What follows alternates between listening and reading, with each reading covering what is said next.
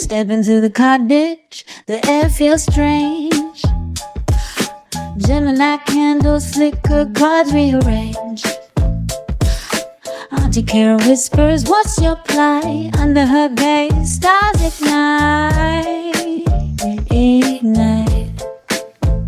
Shadows dance on the walls, truth on the tongue. The deck flips fast, your soul just begun. What's your question? She'll get the answer. Spin the wheel, it's a cosmic dancer. Auntie Kara's camera knows your soul. From Gemini twins to the blackest hole. The moon's in your corner, but the fool's in play. A pentacle shines, what's it trying to say? Swords cut deep, cups overflow. Auntie Karen's eyes see what you don't know. Stars align, the cars collide. Mystic wisdom, no place to hide. What's your question? She'll get the answer. Spin the wheel, it's a cosmic dancer. Auntie Karen's hammer knows your soul. From Gemini twins to the blackest hole. Hey y'all, what's up? Howdy, howdy. What's up, everybody? Good to see you guys. All right, let's see what's up. Hey, hey, hey. Hey, Laura. Hey, Chef Nil. Hope you're doing good. Hey, Joy. Hey, Melissa. What's up, beautiful? Good to see everybody. How y'all doing? Good to see ya. So, Chef Nil, I don't know when you booked and what name you booked under, but at any rate, that's who I've got orders from so far. But sometimes it does take a minute or two. Hey, Phoenix, what's up? Jesse, good to see you guys. Hey, Kate, how you doing? How's everybody doing tonight? Well, thank you, Jesse. Thank you for that. Let me scoot this down just a little bit. That's in the way, huh? Is that better? All right. I love how I can move those. You just ordered 5 minutes ago? Sometimes it takes a minute, Kath. Sometimes it takes a minute for it to come through. So it very well may come through. Let me refresh my screen and just double check and see if any have come through. Yes, yours. You must be Catherine, and that I have that. So yes, it is here.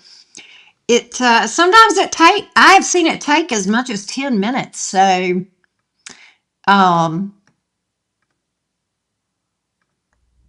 let's see. We'll go ahead and put that in the chat.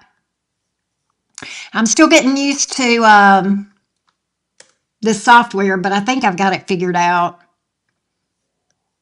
Let's see. Okay. Yep, there we go. All right. All right, you guys ready? All right, let's clear some energy. Let's clear some energy. Let's see what's going on. Here, I'm going to put this down. This still needs to be lower to me. How's that? And I'll lower this too. I think that's better. All right. Here we go. Hey, Lise Tiravia. How you doing? All right, here we go.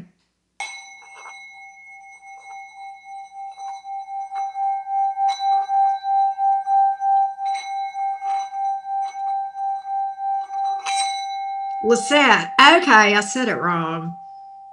There we go.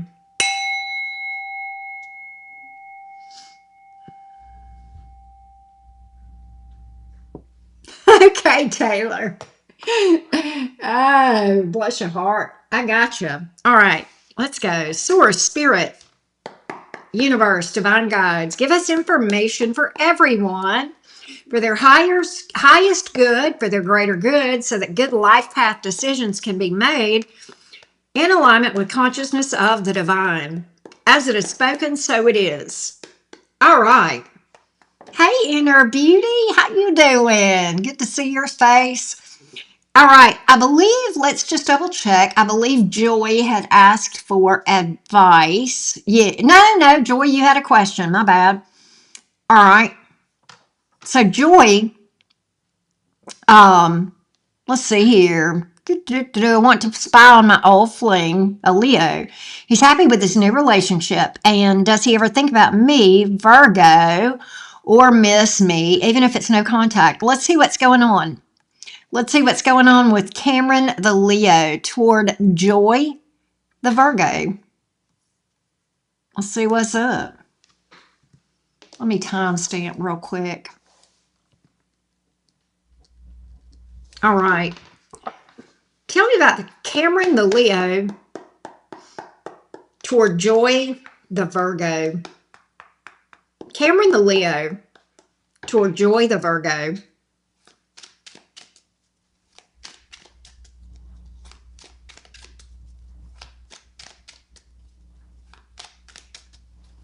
Cameron the Leo toward Joy the Virgo. Cameron the Leo toward Joy the Virgo.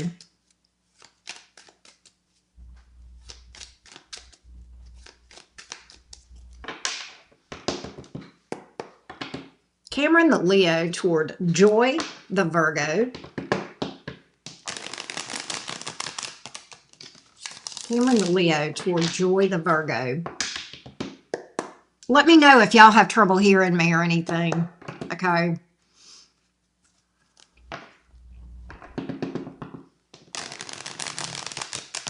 Cameron the Leo toward Joy the Virgo.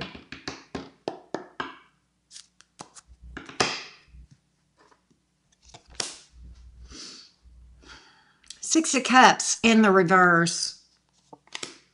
Temperance in the reverse. Ugh! Ace of Pentacles. This is interesting.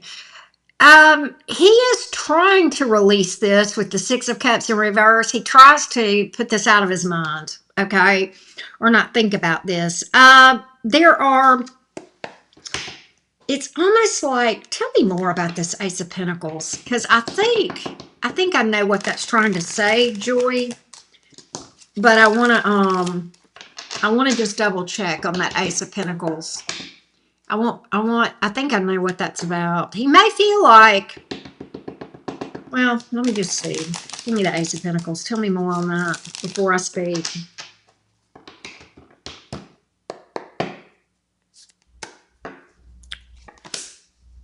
Okay, yeah. Here's the thing. Here is, he does think about you. I will be honest with you. He does think about you. He tries not to. What he really wishes is that he's got some regret here, okay? In the way that he carried himself in the connection with you, all right? And he does have the secret wish that he wishes he could go back. Oh, okay. I gotcha. Happy with his new relationship. Yeah, I got it. I gotcha. I gotcha. He wishes he could go back with you and redo things. It's like he feels like he could start, if he could go back, and it's like this energy, if I could go back in time and redo things, maybe things would have been different. Maybe this would have been a different outcome. Okay. That's the energy of this thing. So there is some regret. There is some regret here. As far as, treating the way that, maybe he carried himself or handled himself in this thing. He really does wish that secretly. He actually gets overwhelmed when he thinks about it. It's pretty heavy, believe it or not. The Moon card, the Ten of Wands in reverse, so he tries not to think about it because he does have regret. He does have regret. The Star card here. Ace of Swords. Three of Swords. I think that he kind of wishes he could apologize to you, especially with the Page of Cups here.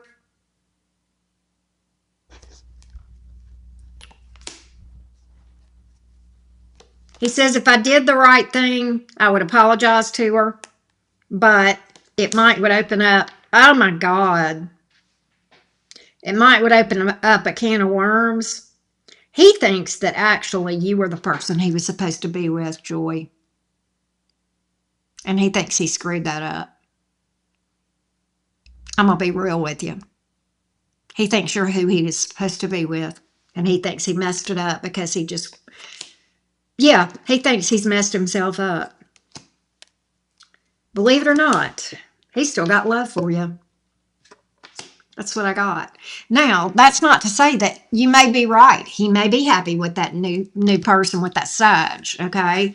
Um, but he kind of feels like you were the one he was supposed to be with and that he screwed up. That's crazy. But that's what I got, Joy.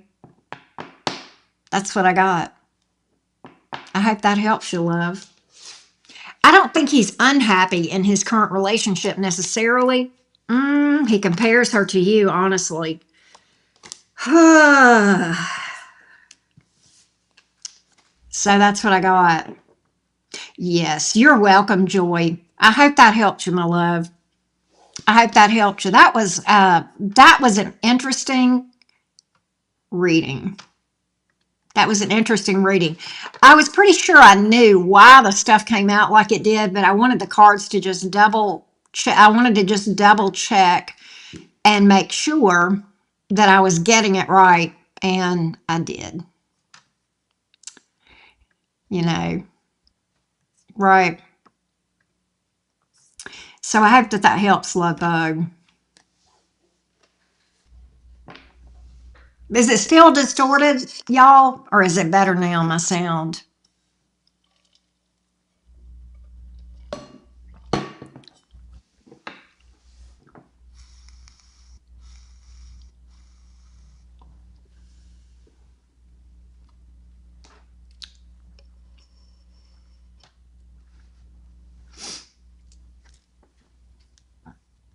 All right, let's go to Melissa. Okay. Okay, good. Thank you, Catherine. All right, so this is Melissa, and this is Melissa, and she's let's see, there's a guy that I work at work. I don't work with directly. He always gives me really intense stares and looks me up and down. I would typically take that as he's interested, but he rarely smiles and rarely speaks. Is he a Scorpio? Sorry, just kidding. I'm interested, but I cannot tell if he is for sure. He doesn't wear a ring. Not sure if he's in a relationship. I am an Aries. Oh, okay, good. Thank you, Jesse. Thank you for letting me know. He may be interested. Sometimes, different folks can have a poker face. I said that, kind of halfway joking. Sometimes Scorpios will have such a poker face and they'll stare intensely at you, and but they have such a serious look that you'll wonder, do they want to bang me, or do they want to crush me, Anyhow, but let's see what's up with this person. Let's see what's up with this person. You know what? I keep doing that. I'm so used to doing it. All right, there we go. What's up with this person? What's up with this person? I know, right, Laura? Capricorns too, right? What's up with this coworker of Melissa's? What's up with this coworker of Melissa's? What's up with this coworker toward Melissa?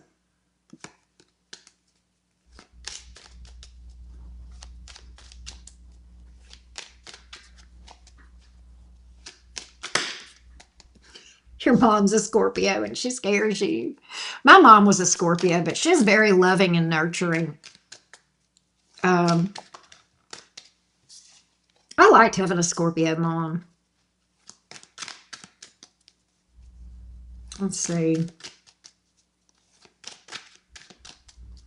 Tell me about this coworker toward Melissa.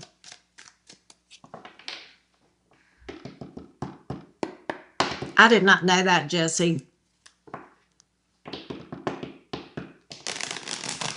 You'd think they would pay us more if they're doing that. I mean, I'm glad for them because I make my money off of them, but Tell me about this coworker Yeah, another Melissa, exactly. Tell me about this coworker toward Melissa the Aries.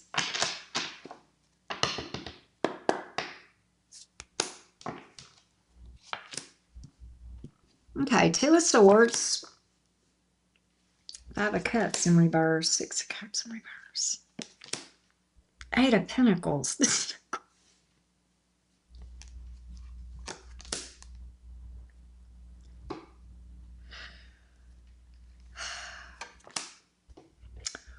All right. First of all, and I'm going to say this kind of as a joke, this person, okay, I don't dislike this person. The short answer is this person is interested. Okay, you are someone that they are focused on. Okay, at work, literally Eight of Pentacles. So you get this person's attention.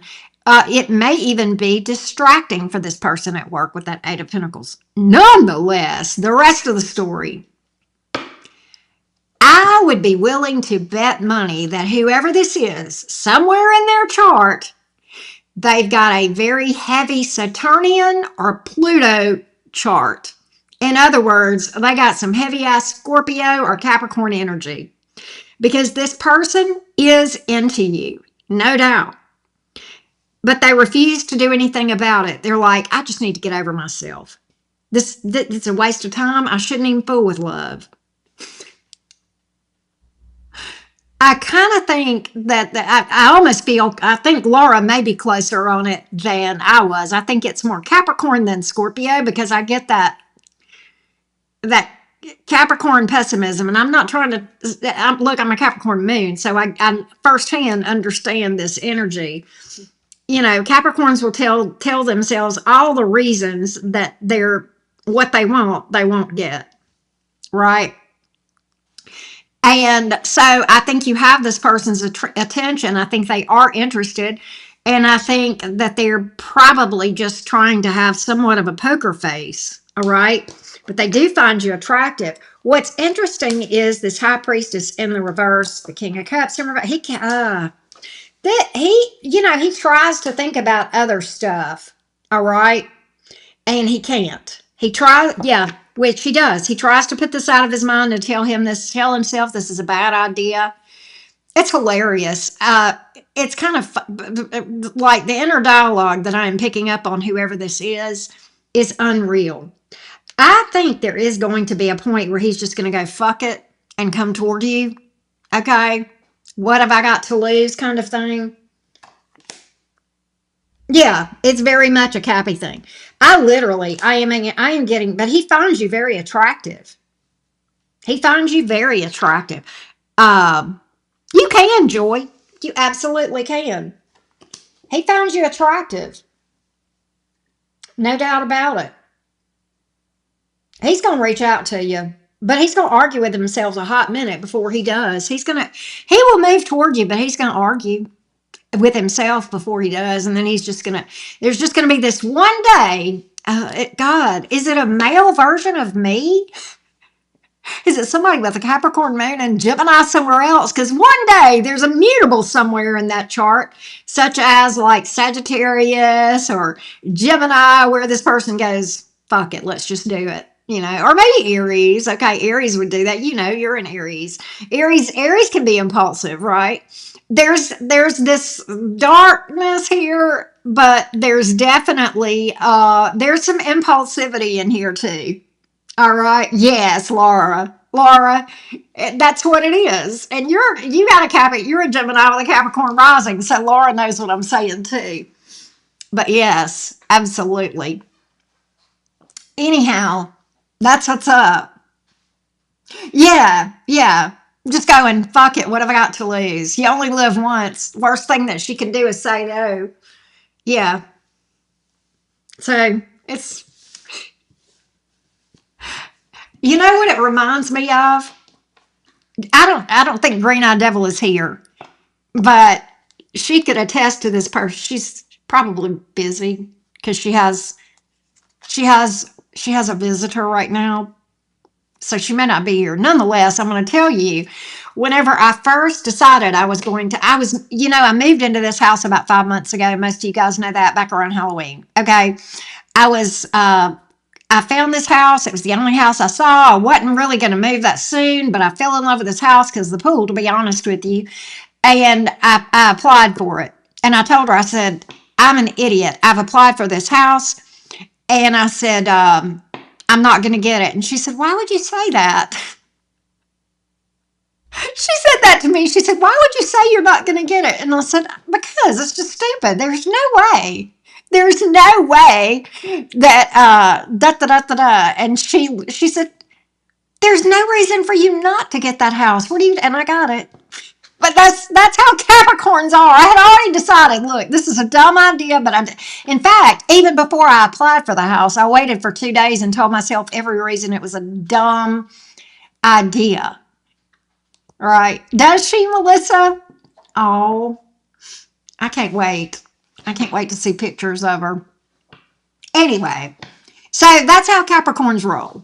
That's how and many times I think more like a Capricorn inside than I do a Gemini.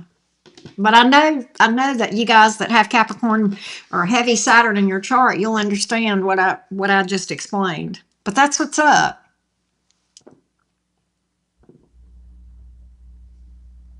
You called it your Jenga deal. See? And Joy, your other question just came through. So you're after let's see, we've got Catherine. I forgot to write you on my thing. And then Nicole, then Catherine, and then Joy. Okay. But yeah. So I learned something about myself through that experience. I learned how incredibly pessimistic I can be at times, which is crazy. It's annoying.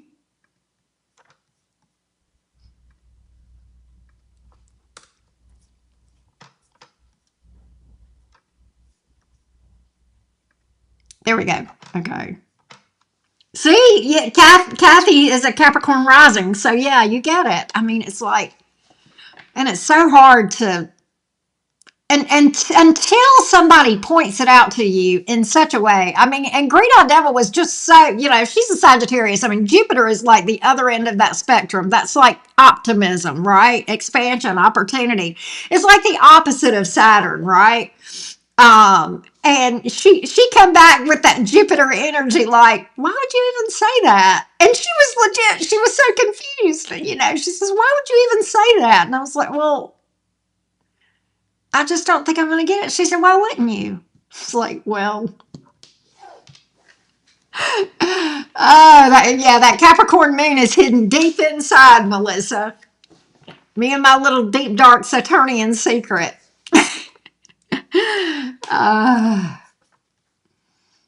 But yeah.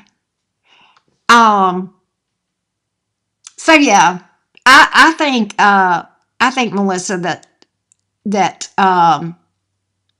this person is going to hit you up. I think this person is going to hit you up. And I'm going to tell you right now, I guarantee you when you start talking to this guy that somewhere, maybe he's got a stellium, right? A Capricorn stellium, or, he could even have like a Saturn, like some kind of aspect to Saturn, where like his sun squares Saturn or something like that. And that, where his sun is opposite, or, stuff like that. That can even give people those Capricorn inner dialogue issues, right? So when I read your thing, though, and you were basically describing that, I'm like, man, that's one of them dark signs. That's somebody with some Pluto or Saturn going on. All right, sorry. I went way too much. I've talked way too much. Let's go to Gina.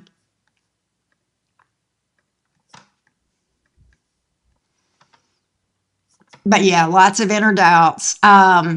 Saturn, creates obstacles, fears. I mean, Saturn isn't all bad, so I don't want to make it out like it is. Saturn, and to be honest, Pluto is harder than Saturn. Saturn is tough, but Pluto is really tough. Yeah, I know. I do need to pull his chart. You're right. I swear. I swear.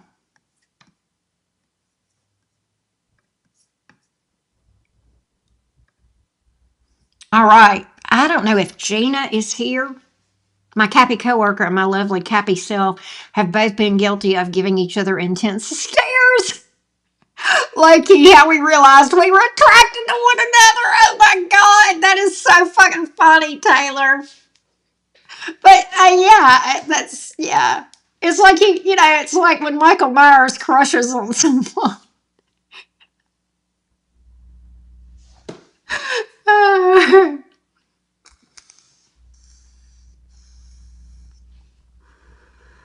Yeah, Jesse.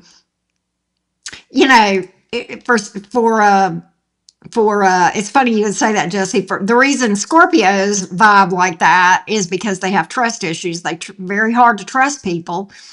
And for Capricorn, it's not that they don't trust people. They are, in their mind, they already know they're going to fuck them over. Scorpio is like, well, are they going to fuck me over? And Capricorn says, I know they are. It's just a matter of time. That's the difference in Scorpio and Capricorn. Right. All right. Gina. I don't know if Gina's here or not, but Venus and Rising in Scorpio. Wow. That's cool. I like Scorpio energy and I like Capricorn energy, but it's very intense. It's very intense, right? All right. Let's go to Gina. It's true. All right. Why does the young Sag want to go and visit with fam? Hometown and fam. Tell me what this young Sag is wanting to do here. What's the goal of this young Sag in wanting to go on this visit? Tell me about this Sag and what this Sag is thinking. Tell me about this Sag and what this Sag is thinking.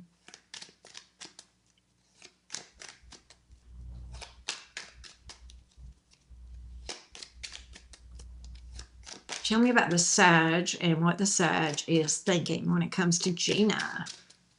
Tell me about the Sag and what he is thinking when it comes to Gina.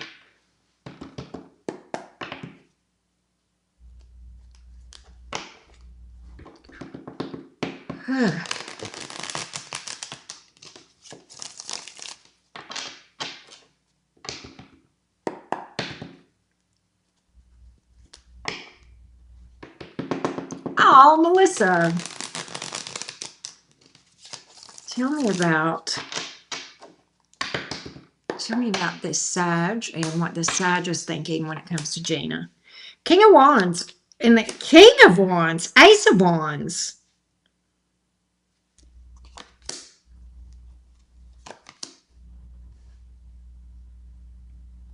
He wants to make a good impression. And it's what I get with that King of Wands is he's kind of like, okay, let's talk about the fact that the age difference, right? He's trying to stand up and like be mature and have a strong presence here, strong masculine, mature presence in your life, and kind of make himself known with the Ace of Wands. I don't think this is peacocking. I just think that it is becoming visible as a mature fire sign in your life. Seven of Pentacles. And that he is there for the long haul. That he is there for the long haul. Hey, no telling.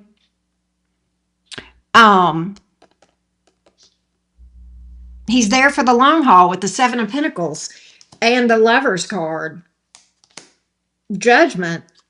Picking things up with you. King of Cups. Empress. I think he's got the best of intentions. I think it's about let's do the thing. Let's do this. Let's relationship. Let's take this to the next level. Let's get serious. Let's get serious. Let's get serious and fall in love. Even though he already has fallen in love, but you get what I'm saying. Yeah. It's like I'm here. I'm here and I want to make my presence known. Yeah, I mean the King of Wands. Let's talk about that King of Wands, Gina. The King of Wands, always the way I read the King of Wands is like that's a person that has a presence about them. They're dynamic. They fill up a room. They are not cocky, but they are confident. So this is not coming from a place of peacocking as much as it is just saying, I'm the man in this woman's life. And I'm establishing a presence and I'm making my presence known. And I'm here for the long haul. All right. And I'm going to love this woman. Okay. For a long time. And maybe I have loved this woman for a long time because I feel like he has. We've seen that in readings that he had emotion for you, Gina. Magician. Okay. That is about, you know, thank you, no telling. How you doing? And thank you for that, by the way. But it's about him, you know, taking control, not in a bad way, but it's like, I'm here and I'm going to do, and you know, the magician is about, I'm going to prove myself. Okay. In the upright, you know, sometimes the magician can be manipulative. It depends on the cards around it. Okay.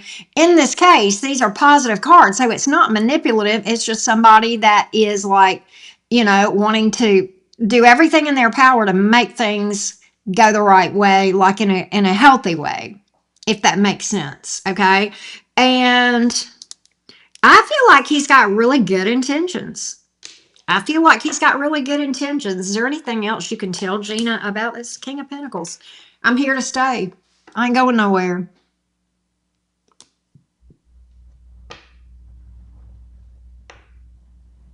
I'm here to stay. I got root. I'm putting roots down. King of Pentacles. I'm putting roots down with this woman. This woman is. They don't make them like this much. You know what? If he says that about you, Gina, he's not wrong. I'm just saying. They just don't make them like that all that often. I'm not letting her get away. What do you mean? I'm not letting Gina get away. Hell no. I'm not letting her get away. I'm holding her for dear life. I'm all in. Ten of Pentacles. Ten of Pentacles here. There you go. I get the purest of intentions. And it's like he's wanting to step up and man up and say, this is my partner. Wow. You know, it's funny, Catherine. I have read about this Sagittarius. I've read for Gina off and on for several years. We've become friends, and she is a sweetheart. She's a very beautiful woman and very smart and funny. And they've been kind of, you know, friends, casual friends, I guess is the best way to put it, and dating, but not serious for a while. And I knew he had feelings for her, and I've always liked him.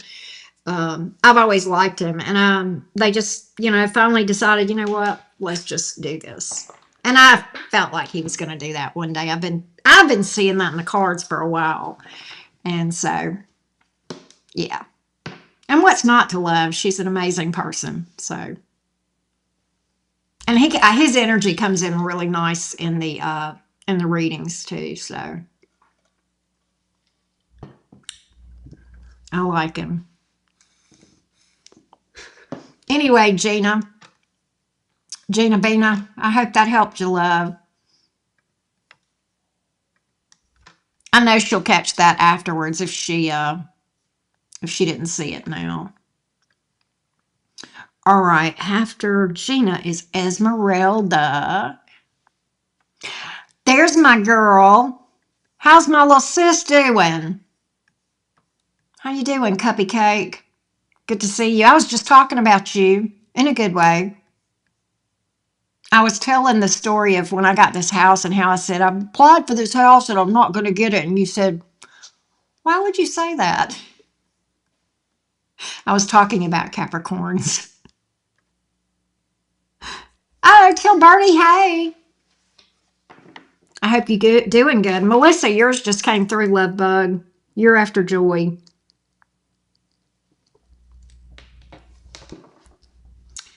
Anyhow, but tell Birdie I said hello. I hope you guys are having a good night. All right, so Esmeralda. All right, let me timestamp for Esmeralda real quick. I got you, love. All right, so Esmeralda. So Esmeralda is a Cancer dealing with an Aquarius. She says, yes, I know. It depends on the whole chart, though, Esmeralda. It does. It does. All right, we just started dating. He's a bit closed off, but I really like him. I'm wondering if this connection has a future or if he is just another frog. Oh my God, it's so funny she would say that. I'll have to tell you the frog story, but I'll do your reading first. I have Cancer guy pursuing me, but I like the Aquarius a bit more. Please give advice. All right, we're going to see what we can find out about this whole thing, Esmeralda. This is Miss Sanchez, by the way. All right, let's take a look at this Aquarius. Let's talk about this Aquarius toward Esmeralda, the Cancer. The Aquarius towards Esmeralda, the Cancer.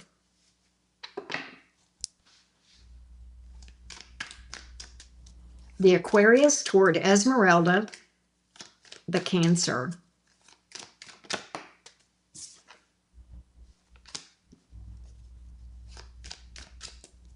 The Aquarius thinks you're sweet.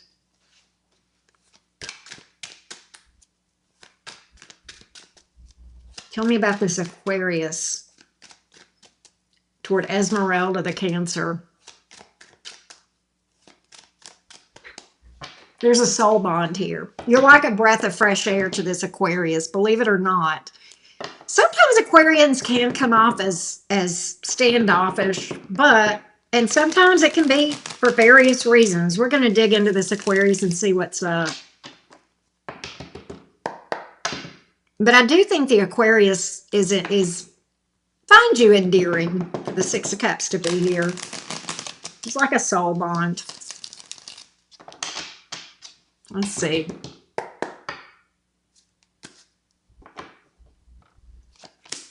Ace of Swords, he does find you a breath of fresh air. So this is the thing. He likes the purity. I don't know. He feels like there's an innocence about, with the Ace of Swords here too, coming off on that Six of Cups. There's like this innocence, and I don't mean immaturity, and I don't mean naivety when I say those things. It's like there's a purity about you. Okay. And sometimes Cancers can be that way because you guys can be so nurturing and so loving and such, right? And you are like a breath of fresh air. And he's like, well, this is different. I mean, that's literally what I've got. That's literally what I've got. He's definitely attracted to you, very sexually attracted to you. King of Wands, Eight of Wands. Could this go somewhere? Could this go somewhere? Gosh, he has so much respect for you. This is the thing. What he's telling me is this. You're very different from his normal type, but he could see this going somewhere. He can see himself falling in love with you. All right? Queen of Pentacles, Magician, Judgment card. I think when he first met you, he probably thought she's not my type for some reason. I don't know if it's because you're different or whatever, but I think it's almost like you're growing on him in a good way, right? And you're like, there's this purity about you, okay, that he finds refreshing. The honesty. He feels like you're sincere. He feels like you are genuine. He feels like you're genuine, Esmeralda. And I think he's going to be slow to commit and slow to open up, but he will. There's a strong soul bond he feels with you. I got it again, soulmate energy. So my advice to you in dealing with an Aquarius is, and this is hard for water signs, but it's doable. This is doable, but you gotta remember, Aquarians are the weirdos, and I say that in the most loving way. I love Aquarians.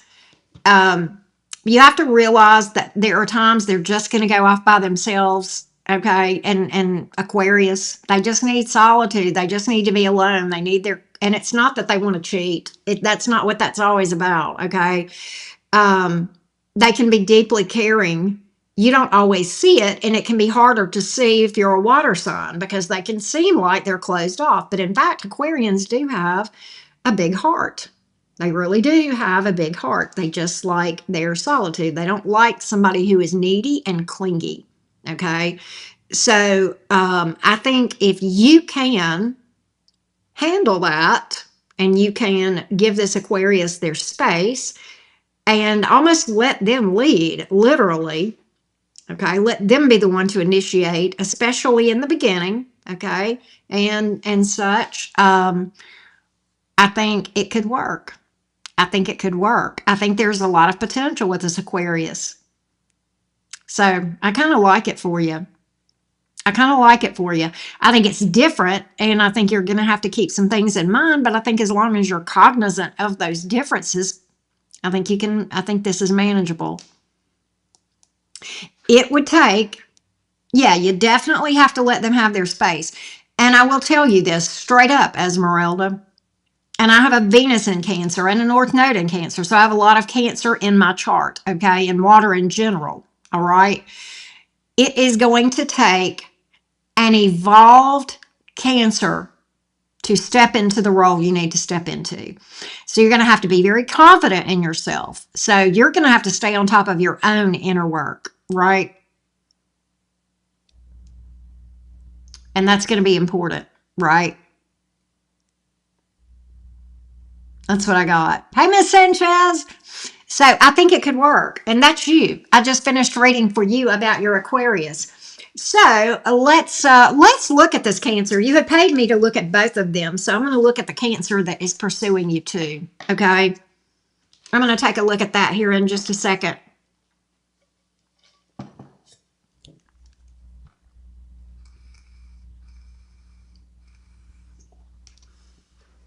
You're going to have to be an emotionally secure Cancer. You have to be a very evolved version of a Cancer. And if you can do that, you can manage with this Aquarius. Now, some of the common struggles with Cancers would be the thing that some of the common struggles with Cancers are smothering, being clingy, and being codependent, and being needy, and needing to be there all the time. And those would be turnoffs for an Aquarius. So this is going to call you to step into being secure within yourself.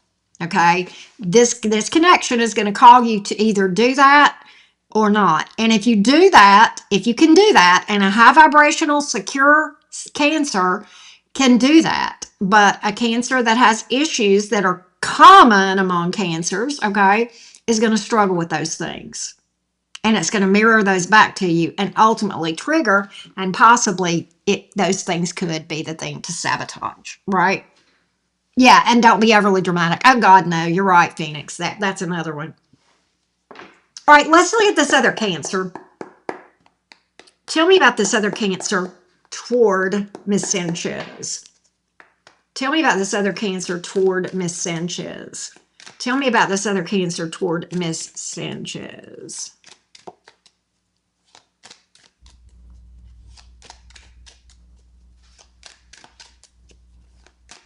Tell me about this other Cancer toward Miss Sanchez. Tell me about this other Cancer toward Miss Sanchez.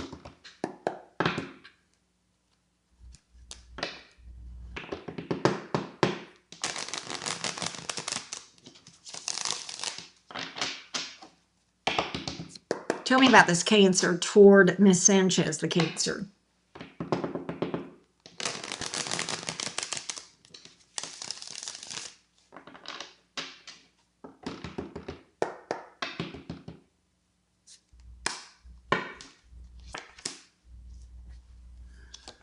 Tower.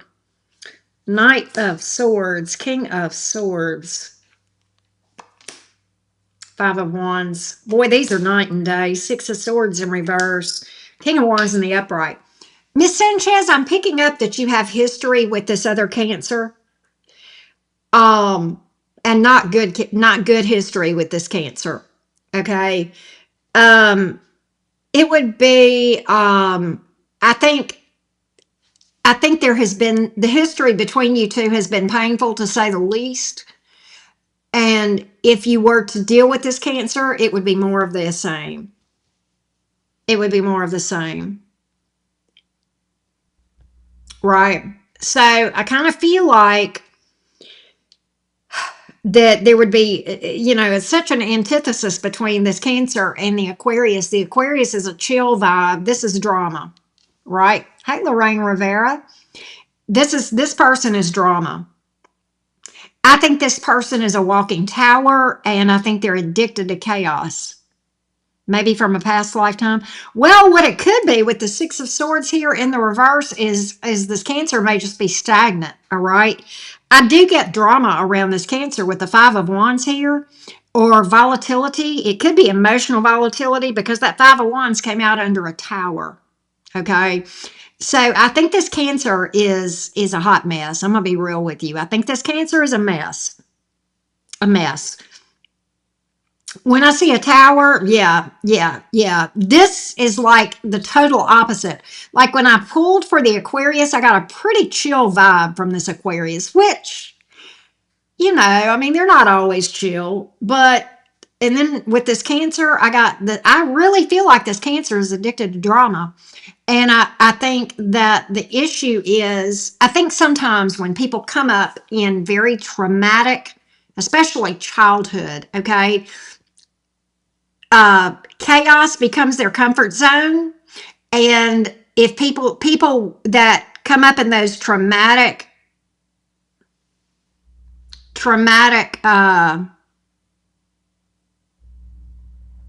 take care, no telling. I'm not sure if you're doing okay or not, but thank you for being here. I think you might have said you were going. But at any rate, there are people in the world who that becomes their comfort zone. And even though drama and chaos are not pleasant, they get bored if it's not going on, and they will subconsciously create it. And you're talking to a person who actually did that and discovered that about myself and had to break that pattern. This is where that Cancer is. I think that Cancer is most comfortable when things are chaotic. And if there's not enough chaos, this Cancer will create it. I get a whole lot of toxicity there. That's what I get. I think this Cancer creates their own towers when they're not having one because that's their comfort zone is trauma. Sadly.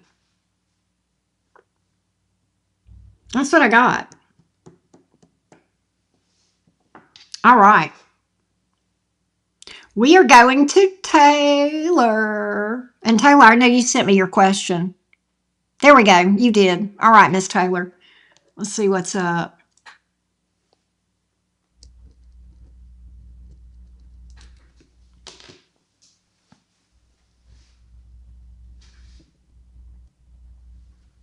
All right, here we go. Let's look at Ahmad and Taylor. Ahmed? Make sure I'm saying that right, Taylor.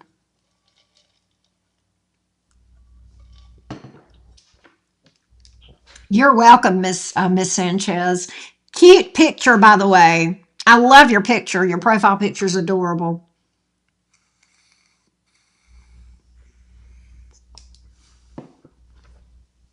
All right. Ahmad and Taylor. Will they be together ultimately? Ahmad and Taylor, will they be together ultimately? Ahmad and Taylor, will they be together ultimately? The letter was right. Ahmed? Sierra, yours just came through too. I'll update in a minute. All right. Will they be together? What was that? Let's see. All right. There's some subconscious fears in this thing. There's some subconscious fears in this thing. Eight of Swords, Moon. Let's see. Will these two be together? Ahmed and Taylor. Will these two be together? Ahmed and Taylor, please. Will these two be together?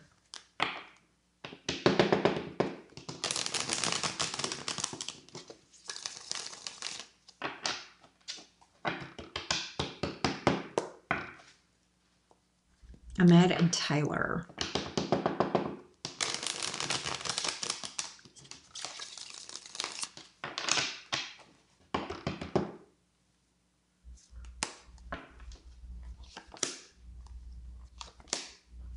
Two of Pentacles, Emperor, Three of Cups. Yeah, I think so.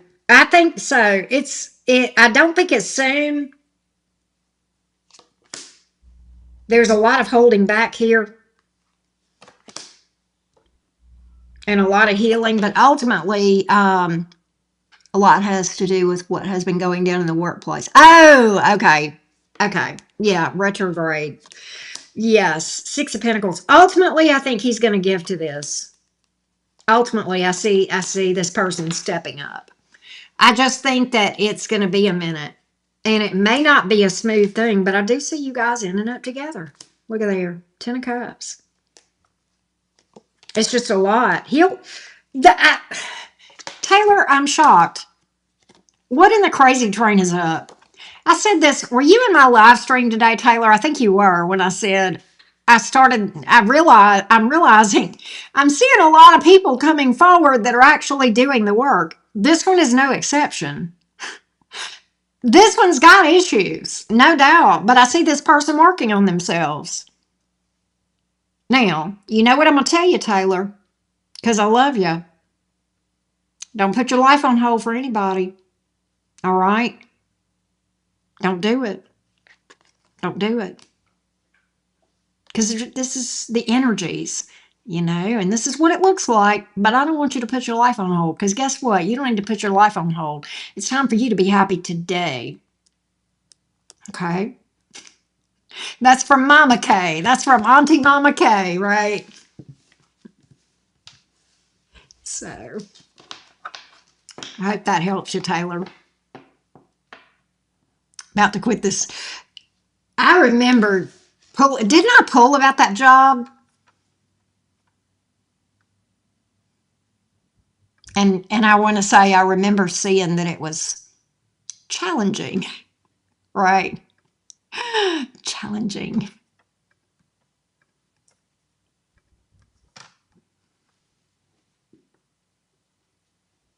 I love that. Dream career just in sight. How nice is that? I'm so proud for you. That's awesome. Let me update the list real quick. But I hope that helped you, Taylor. I hope that helped you.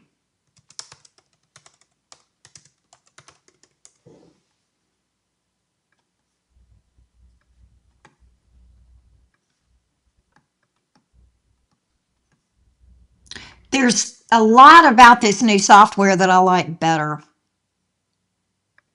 Believe it or not. I do remember that. I do remember that, Taylor. I definitely do. Let me make that bigger so that the writing's more legible. There we go. In fact, let's see here.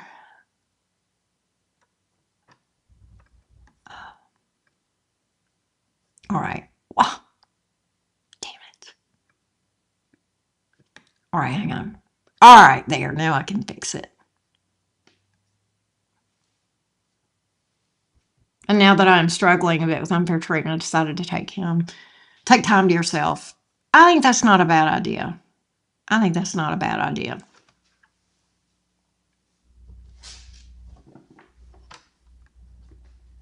Work can be challenging, to say the least.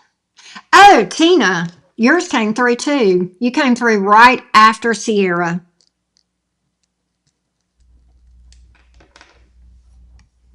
Hang on one second.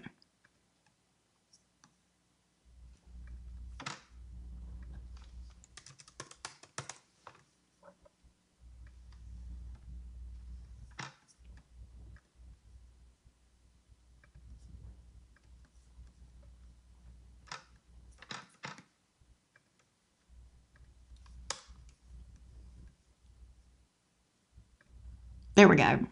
Okay. All right. So next up is Kate. And I think Kate may have, let's see. Nope, Kate booked a question too. Okay.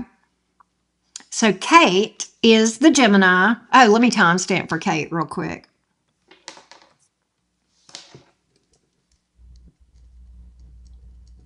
All right.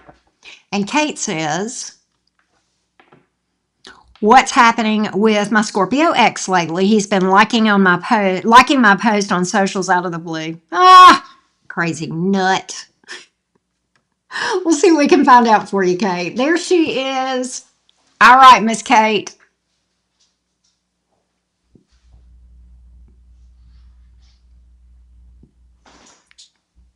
Thank you, Taylor. I hope you get some good rest.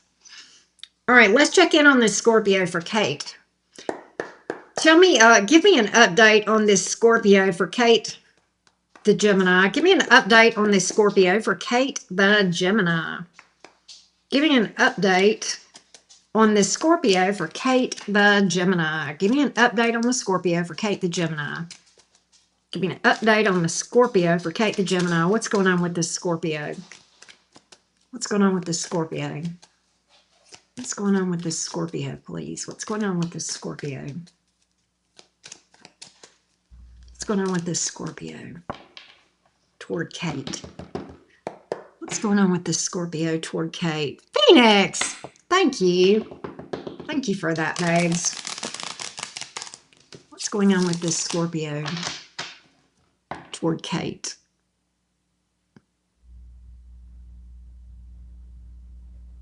What's going on with this Scorpio toward Kate?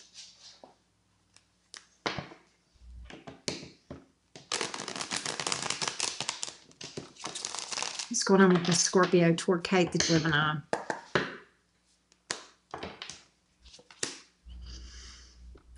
Page of Wands.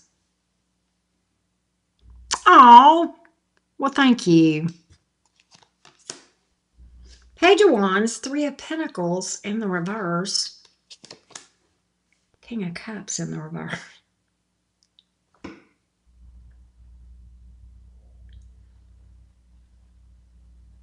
It's like he's trying to make his presence known with the Page of Wands here. Give me more.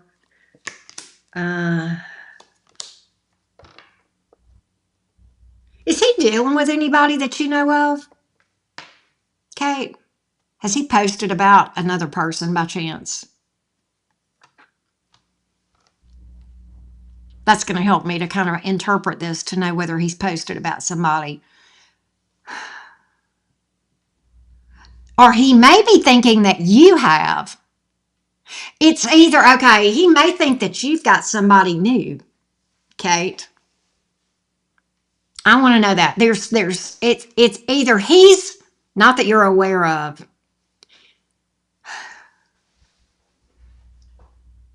I think he thinks that you're dealing with somebody. He doesn't post much at all. I think he thinks you're dealing with somebody. He does. He thinks there is a third party here. So he might be a little bit jealous. Give me more on that. He is. He just holds back from, he don't want you to know it. Typical Scorpio. He don't want you to know it, but he's jealous of a perceived person. He's jealous of something that he perceives to be there. It's like he's got himself convinced that you're dealing with someone. Not even men, girlfriends. Wow. Let's see. Give me a little more on this. Give me a little bit more. He doesn't want you to know what he's up to. That's for darn sure with the Four of Pentacles here. He does have love for you. Queen of Cups, Six of Pentacles. Here we go. Temperance in the reverse, Ace of Wands in the upright. Why? Nine of Cups, King of Pentacles. It's like he wishes that he could be with you. He's very sexually attracted to you, but he does have love for you too, though. He wishes he could be with you, but he kind of resigns himself for some reason that he's got to stay with where he's at. And he tells himself he needs to stop looking at your social media, but he doesn't do it. Just started a new job. He tells himself he's better off by himself, but he doesn't really feel that way. He's still got love for you. And he tells himself that he ought not to be looking at this stuff, but he daydreams about being with you. So he's still in that energy. He has not released this. Nine of Wands, it's like he's pretty compelled. He finds you very attractive. No shocker there, right? But he can't, he tries to not look at your social media and he can't help himself. It's like he's compelled. He just can't, that overpowers him.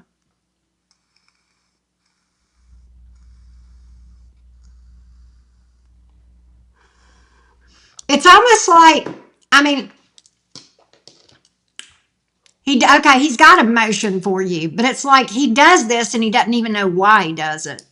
Because it's almost like, I know this is torture. For me to even look at her stuff is torture, and yet I do it anyway. I can't not. Yeah, very interesting reading. You know, we've picked up that he was not over you and that he had emotion for you pretty consistently, Kate.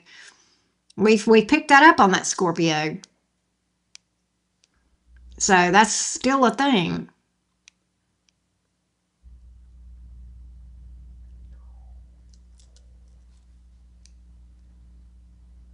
You're the hot stove he can't stop touching. Very interesting because, Kate, that's how I have described Scorpios a lot of times in my life as a Gemini. There's that, you know, 8 house apart energy, right? Sounds exactly like him. Really? Wow. That's what I'm picking up, Kate. Now your new workplace is very close to. Oh, does he know this? Oh God. That's crazy. But that's what I got, Miss Kate. That's what I got. Lord, Lord, help us all.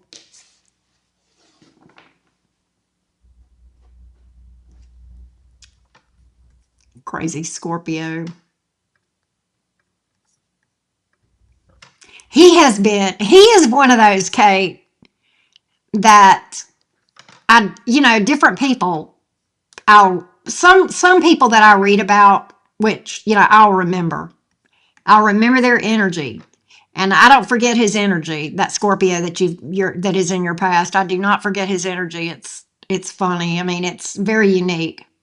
Not in a bad way, but just, yeah.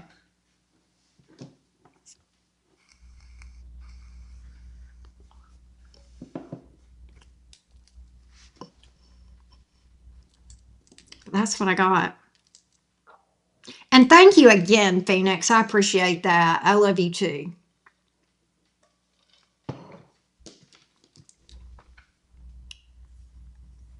But let me know if that helped you, Kate.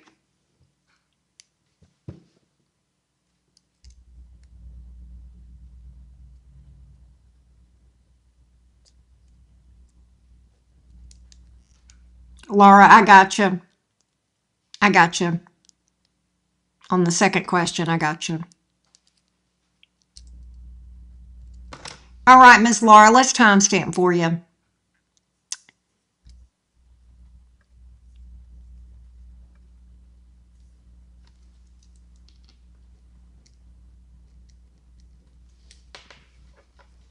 Good. I'm glad it helps you, love.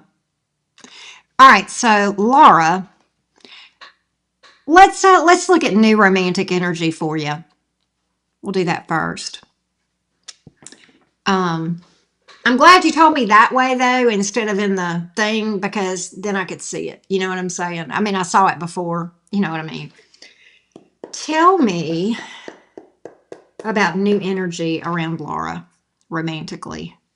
Tell me about new energy around Laura romantically, please.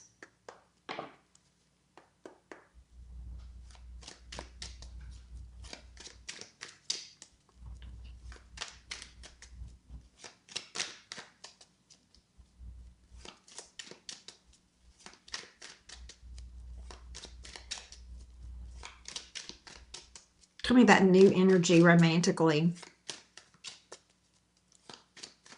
around Laura.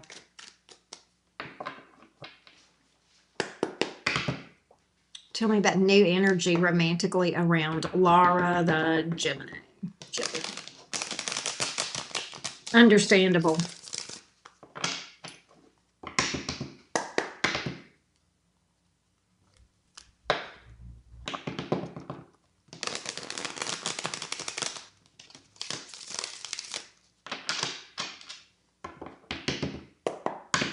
New energy around Laura, the Gemini romantically.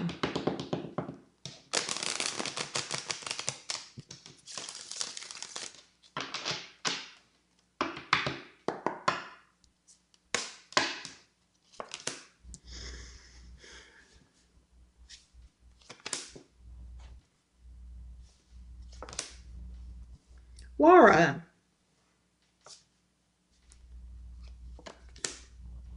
I think you have options around you, but what's crazy is I think people feel like you're unapproachable.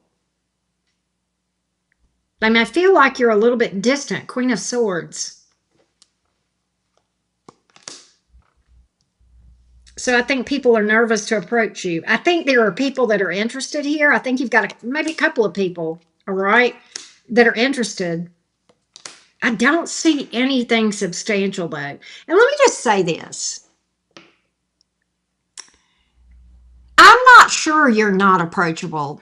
It could just be I want to delve more into this, Laura, because it may just be that your energy, there are people that are afraid to approach me and I don't care because I don't want them to approach me anyway. You know what I'm saying? When you are walking in confidence,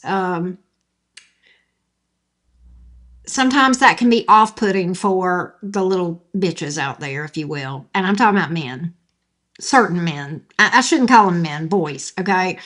And I wonder if that's who I'm picking up being afraid of you. I don't know if it's you or it's them. I don't necessarily feel like you need to water yourself down. I'm not sure if that's the advice here, Laura. So I'm going to find out. Is it that she needs to calm down, or is it that she's not met an emperor yet? Give me her energies, just her. Give me her energy. Give me her energy.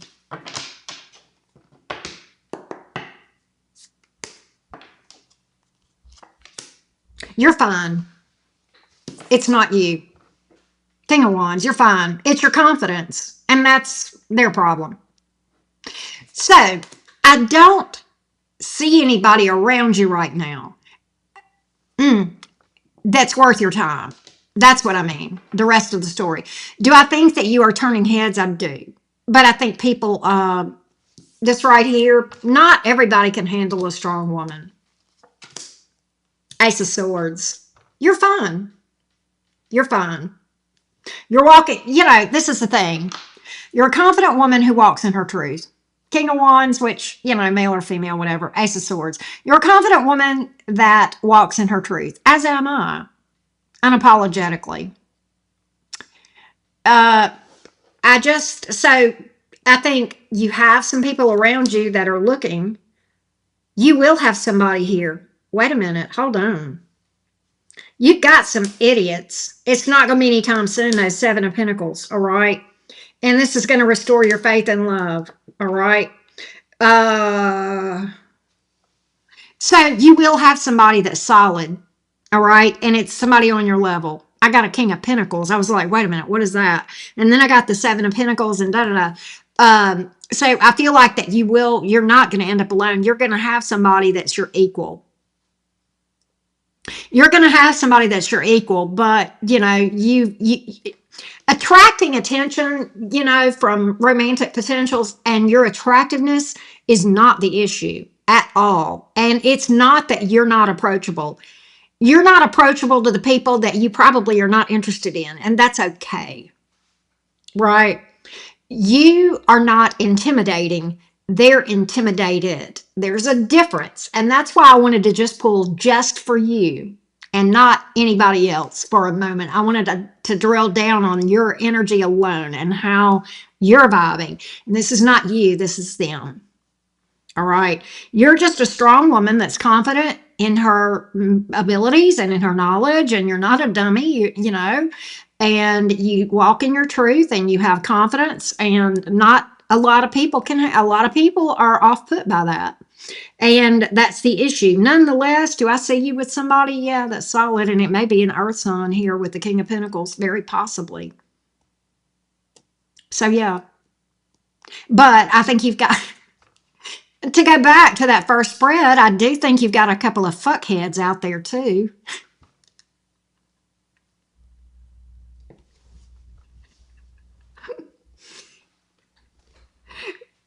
But I don't even know if they're going to approach you because I think that they're intimidated. I don't even know if they're going to approach you. I see people looking at you.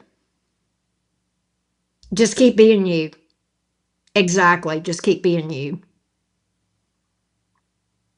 And I tell you something, Laura, you opened yourself up for me because, you know, if I would have gotten that you were being a bitch, I would have found a tactful way to tell you, maybe you need to smile a little bit or something. But no, I was sitting here and I was going, God, if it comes out that she's unapproachable, how the hell am I supposed to tell her that? But it's not you. It's not you. It's your authenticity, period. Oh, well. But yeah, you just keep it going, girl. You're fine. And he's here. Look, he's here. He's either somebody good in business, very stable, very solid, very dependable, and he may be an earth sign, could be good in business. One tried last night. He asked if I had plans Saturday, and he didn't say anything. Are you sick? Yeah, he's a fuck boy. Why do they even bother you? You know? What are you doing? Laura, you know, I had somebody, this is a long time ago, and you made me think of it. I don't know why. I was talking to I didn't talk to this guy long, maybe a week or something. And this is maybe, I don't know, you know what? This is maybe a year and a half or 2 years ago, because I'm thinking this was before I moved to Tuscaloosa. So anyway, and I was enjoying talking to him and everything. And he said, well, do you want to, you want to try to go out Saturday night or whatever? And I said, well, yeah, okay. Yeah, we can try to do something Saturday night. And he says, okay, well, whatever you want to do, just let me know. Let me know what we're going to do.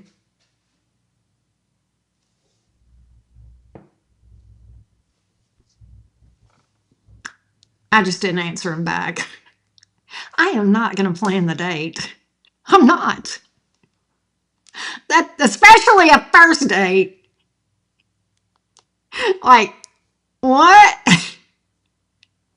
I am not the man, and I'm not going to act. If I got to act like a man, what do I need you for? You know, if I got to plan my social time, I'm going to go without you. It's going to be me and the girls.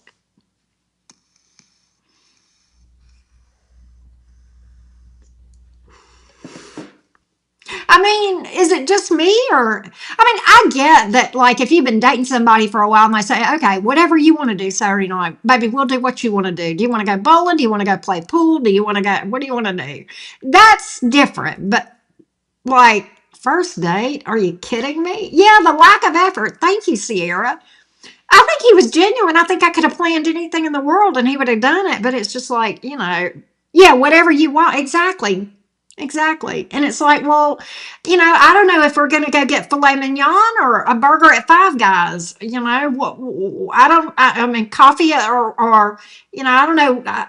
You know your budget. I don't. I mean, hell, and I'm not going to sit there and, anyway, I'm not doing that. They don't, Sierra. They act like women. I wanted to send him a dress. I'm so wrong for that. Anyway, I had to tell you that. I had to share that story with y'all. I'm always sharing stories. Your second issue, Laura. Laura, your second issue. Almost forgot. Damn it. All right. Let's delve into this. I'm going to approach this from a couple of different angles. All right. Yeah, hamburger helper or soup, right? Or body shots. Is there something here? Is there something actually here? We're going to ask that first, okay? In this situation, is there something actually here?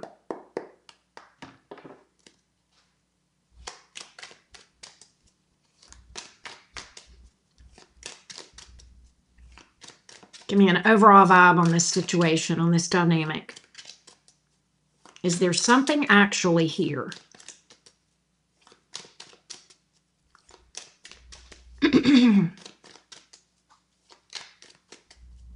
I'm probably going to message you, Laura, too.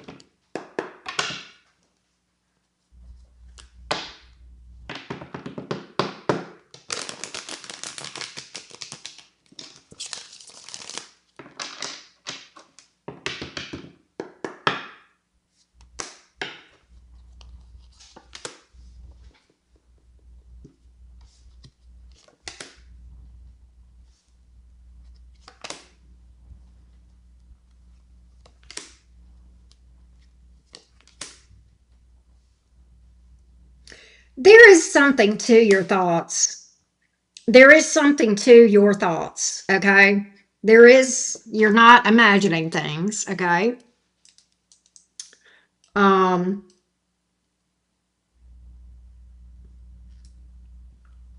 It's not horrible. Like, it's not the worst cards, Laura, but there's like a little bit of haterade. All right. Let's see what we can expect from this for Laura. What Was that for me? No. Sorry. What can we expect? What can we expect from this? Just tell me how she needs to navigate. Tell me how she needs to navigate. Tell me how she needs to navigate.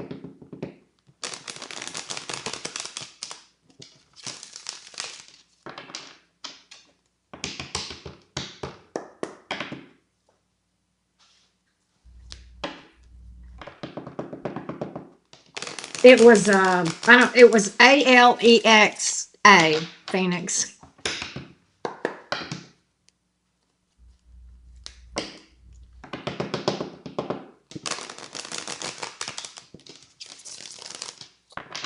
How does she need to navigate this? What does she need to know? What can she expect out of this? 9 of Cups. Hanged Man in the reverse. Ace of Wands. Okay. So here's what you need to know. This is going to be about staying in your lane and in your own vibe and not letting other people affect how you carry yourself. It's also about remaining private and kind of staying in your lane. And with the 9 of Cups here, stay in your joyous self, okay? And let me tell you, Hangman in reverse. This is the Hangman in reverse. In this case, represents a couple of different things here. It can represent a person that doesn't have empathy, okay? Doesn't care about the well-being of others, doesn't stop to think about it.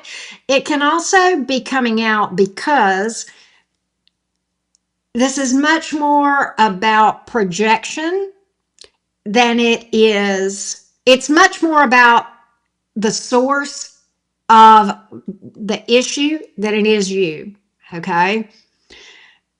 And you've got to realize that. You've got to realize that. I'm literally saying that you are being projected upon.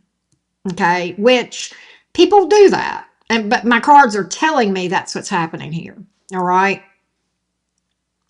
People will do that, but my cards are saying that's exactly what's happening. That's why the Hangman is here in reverse and the Nine of Cups. You're basically, this Nine of Cups is a very independent, happy-go-lucky, I have everything I need kind of energy. You know that, right? That's an independent energy that doesn't need anyone or anything, and they're just happy. They're just fulfilled. And that's you. And that's also talking about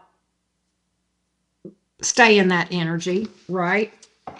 I want to see if anything else is here. So we definitely wanted to know that part. And I think if you keep that in mind, that this is much more not about you than it is about you, then you will, it'll help you to navigate and to keep the right perspective.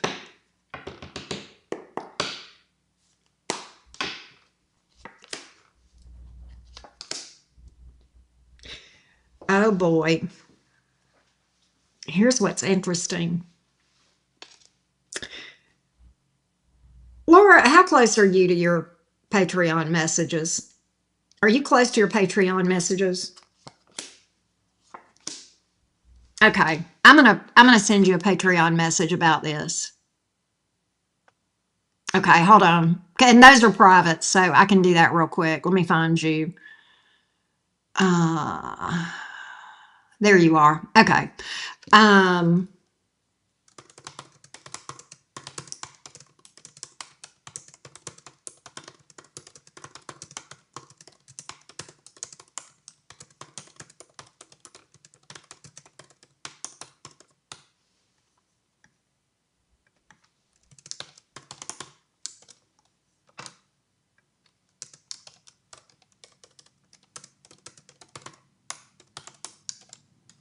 All right, and then there's something else. Oh, okay.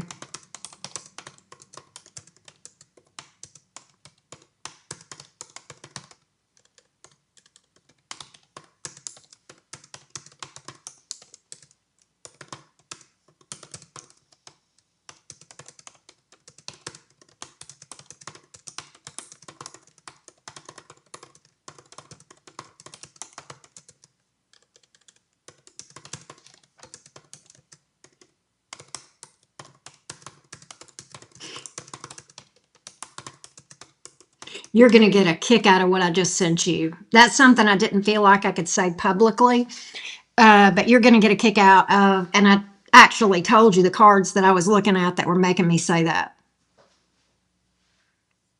Oh, wow.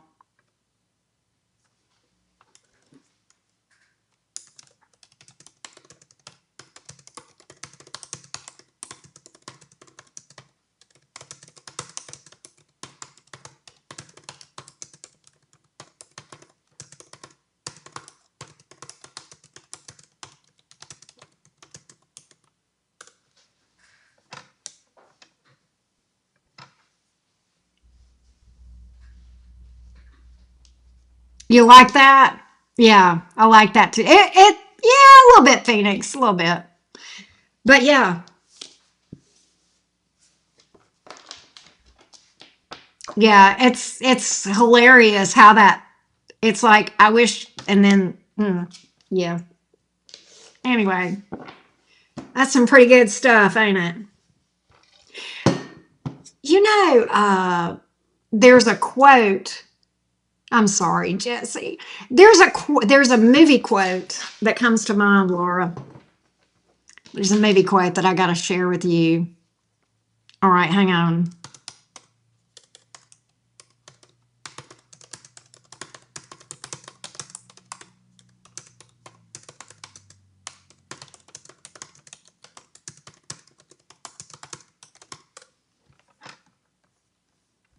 I just sent it to you. That's a movie quote that I sent you, Laura. And there's a lot of truth to what that movie quote. There's a lot of truth to that. You can absolutely make that the case. Right. You can absolutely do that. What is being referred to in that quote. I do. I do.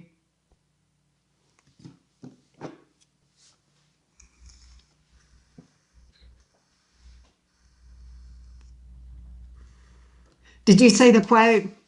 You'll have to let me know. But I hope that helps you, Laura.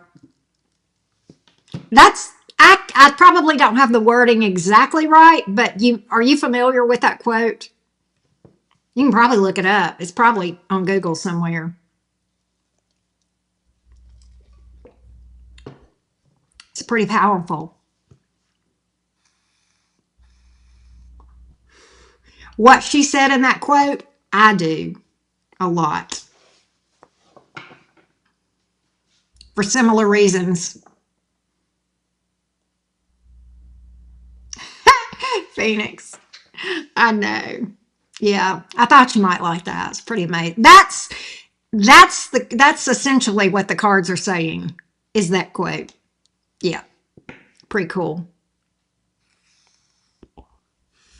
So you keep 9 of Cups in. I also will say this. I saw an advocate of some sort for you, or a friend or something in that mix. So you're not as, you know, and I get it.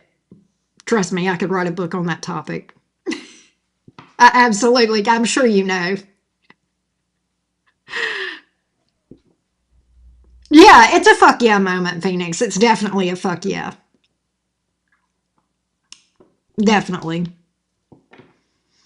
Anyway, yeah. All right. Let's go to Nicole. And I hope that helps you. And do I find any of that shocking? No, absolutely not. I hate it, but it doesn't. Do I find that shocking? No.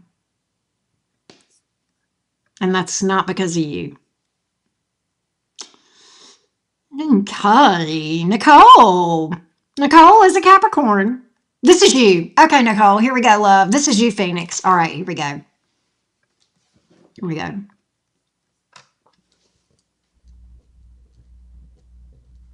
All right, here we go. Give me some advice for Nicole, the Capricorn, please. Give me some advice for Phoenix, the Capricorn. Thank you, Laura. You know, there are things you can do. Well, I'll message her. Anyway, all right. Give me some advice for Nicole, the Capricorn.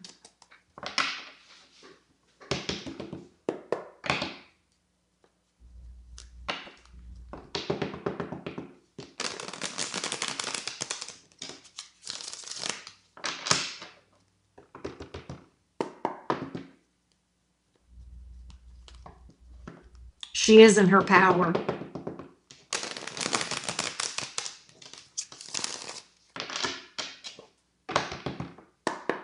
In both of those reads, she's walking in her power, Melissa. Remember this, everything works out exactly as it should, Phoenix. I got the Justice card and the King of Pentacles. Very interesting. Very interesting.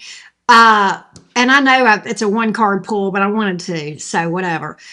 Very interesting because let's talk about Saturn. Can we talk about Saturn? Sometimes, especially the journey of a Capricorn can be challenging, right? Saturn is not all bad. Did you know, fun fact, I know you know all the yucky shit about Saturn, right? There's a lot of things that I could say about Daddy Sadie that are rough, tough, lessons, challenges, isolating, da da da da da. Okay. But Saturn is also the kingmaker. Saturn is also known as the kingmaker. He is. I don't know if you know that, but he is. Fun fact. Um, Even Pluto, as hard as Pluto is, Pluto actually has a good side to him. But Saturn definitely has a good side to him. Uh, Saturn is a tough cookie in that there are so many lessons associated with a Saturnian chart, okay? Uh, Fears and things that we just have to overcome, and challenges, and we have to learn discipline and consistency, and hard work, and being responsible, taking responsibility for our bullshit and our lives and everything else. And the thing about Saturn is trying to teach us that we can do so much more. We are stronger than we know. Okay, that is what Saturn is ultimately trying to do. We're stronger than we know. We can do things by ourselves. We can do hard things. Okay, and when we get it and we understand the Saturnian assignment, and by that I mean this: you take those challenges in your stride. You're like, okay, it's a thing. I got to keep plugging. I can't, yeah, okay, well, yeah, maybe it looks like life's not fair, but I don't know. I don't know what's going on with those other people's lives, but it's here. This is the challenge in front of me. And the only thing I got to do, I got two choices. I can sit here and wallow in self pity, or I can pull up my bootstraps and not whine about it and get up and do the best I can with what I got. And Saturn expects us to do that. And when we do, Saturn answers like this. That's how Saturn answers somebody who steps up and says, okay, Daddy Sadie, I get it. I get it. That's how Saturn answers. So that's the result. This is the result of a Saturnian life well lived right here. And it comes when you're older. I ain't even gonna lie, usually. The older you get, the more you step into this, okay? And I will also say this about Daddy Sadie, and I learned this in my Saturn return, which I just finished. When these Saturnian challenges come along, and they will, the obstacles, the challenges, the fears, the setbacks, the constraints, tough times, if we will, instead of whining about it, just saying, I mean, a lot of things happened to me that were karmic during my Saturn return, and I was getting some payback for some bullshit, okay, in my life that I had done. All right, I got a lot of Pisces too, so I get it. But the sooner that you step back and say, I see why this is happening. I see why this is happening to me. I see why I'm having to deal with this, because I haven't always been the best person, the nicest person in the world either, right? The sooner you do that, Saturn will ease up. Now, when you fight with Saturn and you go into that victim mode that's so easy to do, Saturn will turn up the volume and intensity on that lesson. But my experience is, the minute you take a step back and go, okay, I get it. Okay, this is just the law of cause and effect. This is just cause and effect. I did this, so this is the effect of it. This is the consequence of me being a, turd butt, right? And so the sooner that you do that, it makes the Saturnian lessons milder and somewhat more palatable. Okay, that's what I got. I hope that helps. I hope that helps you.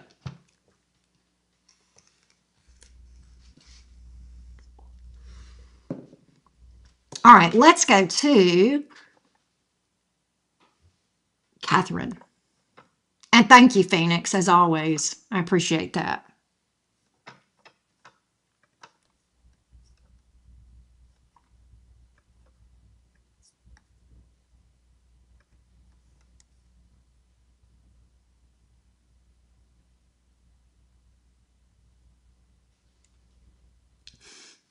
You got this, Phoenix.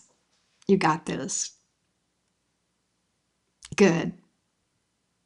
All right, so Catherine,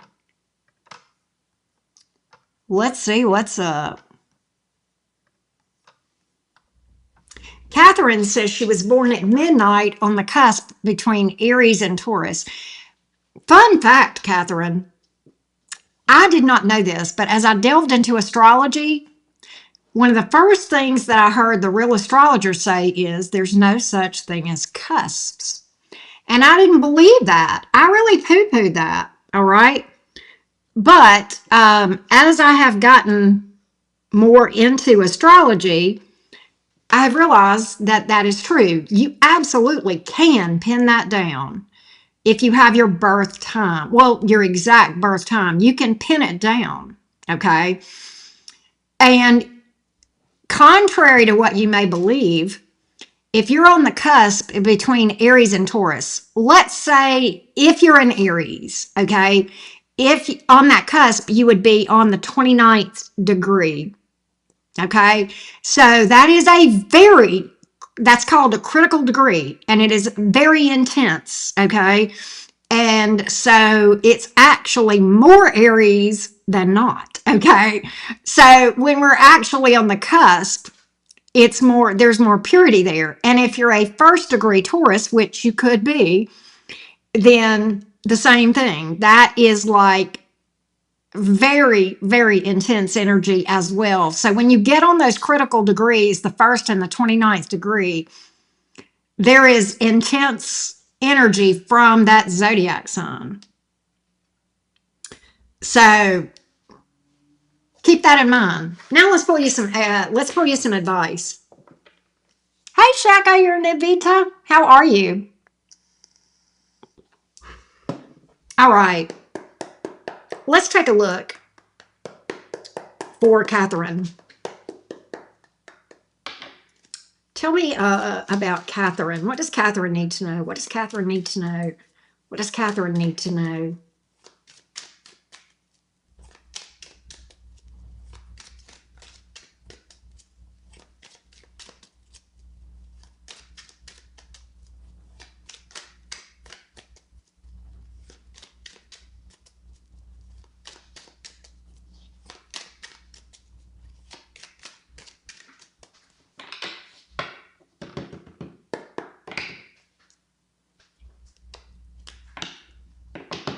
What does Catherine need to know?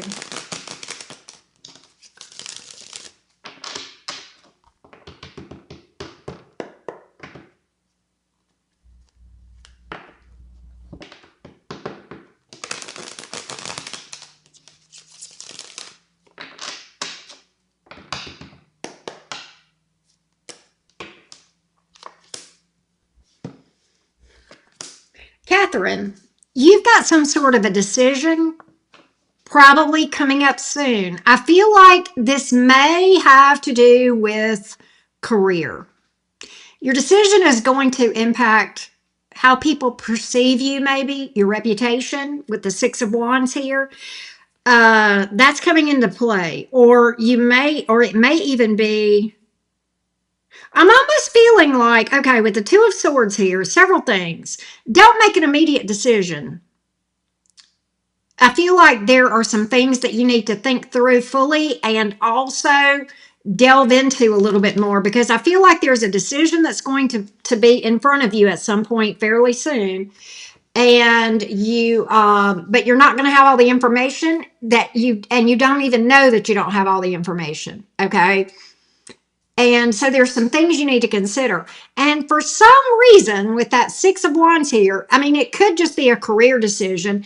But I also think in this case that you've got to look at, am I making this decision out of ego or pride or because of how I am perceived by others or from a place of authenticity? I went deeper on this thing than I see this from two different perspectives about this decision. Oh, really? Career and current relationship. Oh my gosh. So I absolutely hit it then. So let me know if that makes sense to you. I also feel like if there's a career decision, definitely make sure that you understand all the whys and wherefores, all the fine print of whatever decision is that you're looking at making here. And the same with the relationship. And if you can possibly wait until after murky Gatorade post shadow period, if you can wait to make decisions, it's better. Sometimes we can't wait. Sometimes we have to make decisions and you have to do the best you can. But I feel like you're going to get, if you can possibly wait, and Mercury goes direct on March 20th, but you've got about another 2 weeks after that you have post shadow energy. So for all practical purposes, you've got another about 3 weeks of Mercury retrograde energy. So I kind of feel like I don't know which of those two things is true. I don't know if it's just that you don't have all the information, or it's that you may need to take a step back and say, am I making a decision based on pride or ego, or from authenticity? I think both of those things may apply in this thing. So I hope that helps you. I hope that helps you. All right. And thank you, by the way. Thank you. Thank you.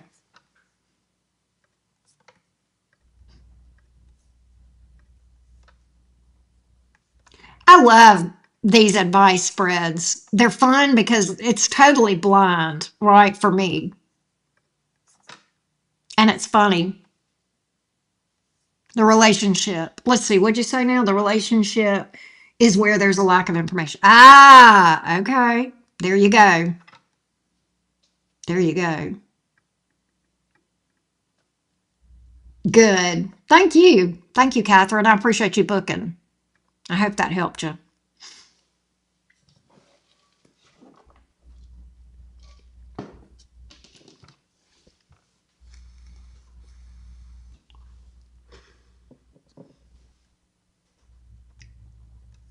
What am I doing? Where's Joy? Why do I have Joy? Joy, didn't you pay me for another reading? Because I got a notification. You had asked me, can I pay for another question? And I said, yeah. And I got a notification that you paid me for another question, but now I don't see it. Did you pay it directly through PayPal? Let me go look. Am I tripping? I can look real quick.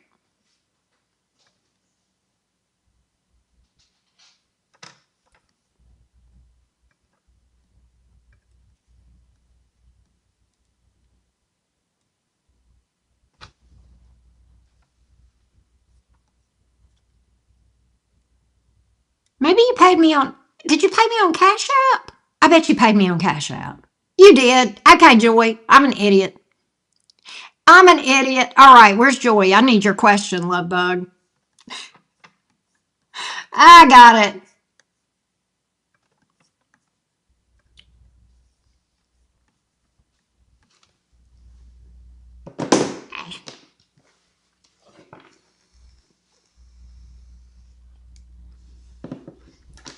Yep, I got it. If you can, go ahead and give me your second question and we'll pull for you, Joy.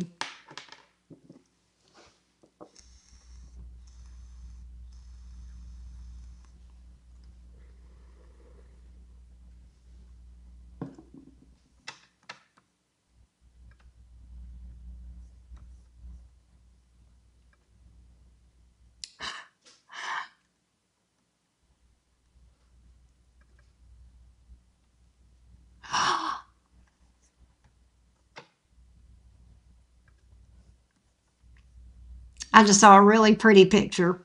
You emailed it? Okay, let me look at my email, love bug. There it is. Okay, I see it, babe. Who's coming to me towards you romantically now through the end of the year? Let's see what we got, Miss Joy. Let's see what we got, love.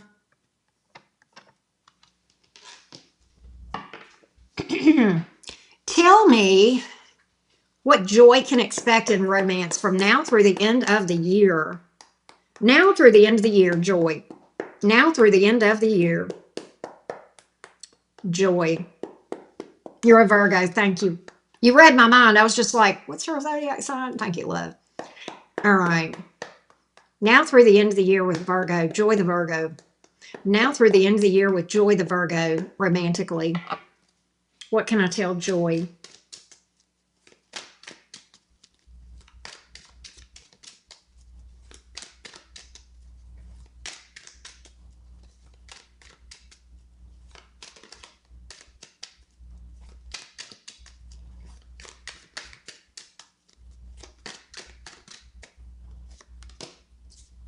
There's your Virgo energy.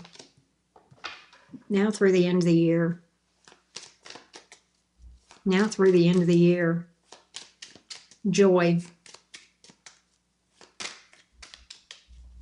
Now through the end of the year. Romance for Joy.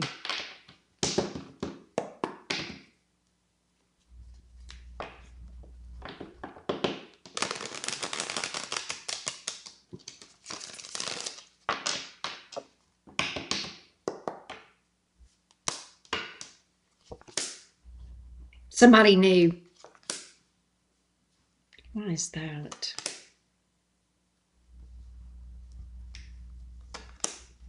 Damn. Joy. Okay, first of all, I love that the Hermit came out first. Not because that means you're in isolation. I mean, maybe you are maybe you are single as a Pringle right now. But the reason that's important, and this is why I like to know people's zodiac signs, that tells me you're standing in your power. Okay, you're standing in your Virgo power. Okay, so to me, when that comes out in the upright, oh, okay, all right. To me, when this comes out in the upright, in your reading, that tells me you're standing in your power. And it may be that you need to be a little bit more out there. It could be. But you are being divinely guided. That's another thing I'm getting from that card. Now, we have the Ace of Cups here, okay, which is very interesting. I think that can represent new love. And I see a potential person here with this King of Pentacles coming in the outcome and the Justice card and the Four of Pentacles. Now, this could be something else. This could very well be a career reading, but there's something here that is coming about because you're standing in your power, all right, in your Virgo energy, all right. And I may clarify this for you, Joy, because and it may be both. You may be seeing some really good things coming in both areas of that I'm picking up here. The Justice card is here, so that's definitely something. The energy shifting in a good way, favorably for you. I feel like if specifically I see you possibly saving up for something and having what you need, actually more than what you need. If you're saving up for something, if you got some sort of financial goal, you're going to have more than what you need for what your goal is.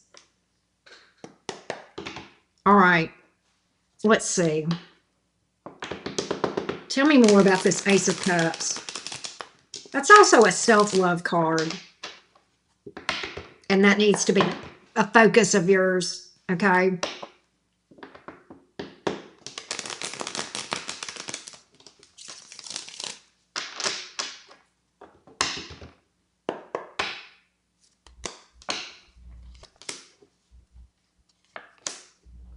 You got love coming.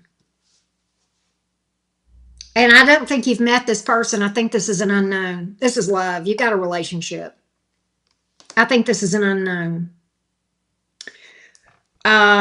I think you may be guarded about love a little bit. So you might want to just address your trust issues or fears. Okay.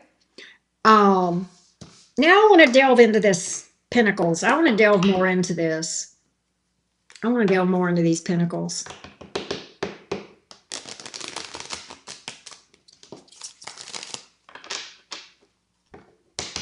You got some really good cards, Joy.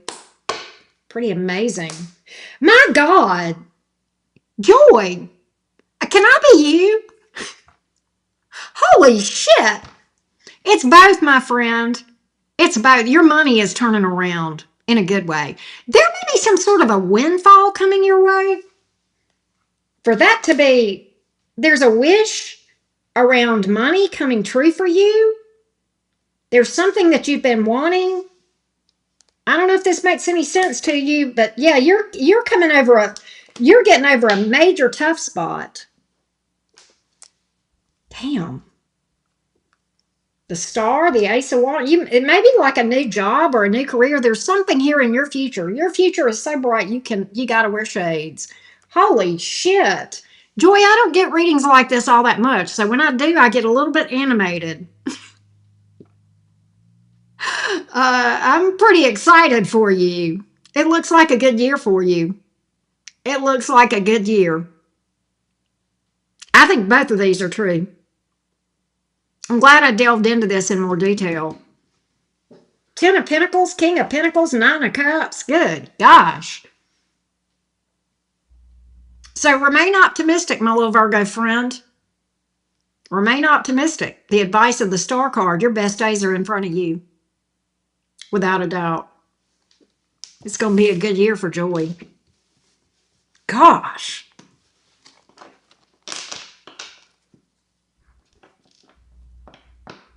That was good. That was fun. I like those kind of readings.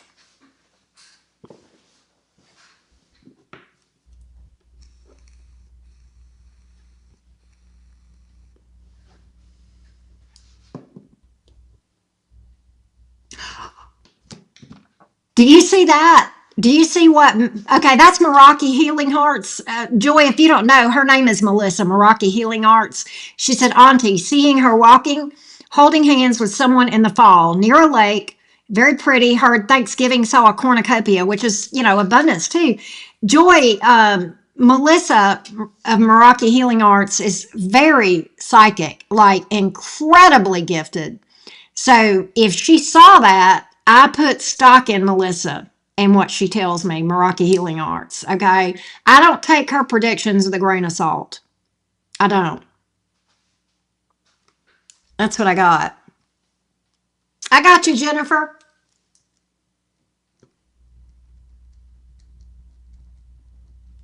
So, Joy, you got one of the best readings I have seen in a while. And I hope that helped you. That was fun. I love those kind of readings.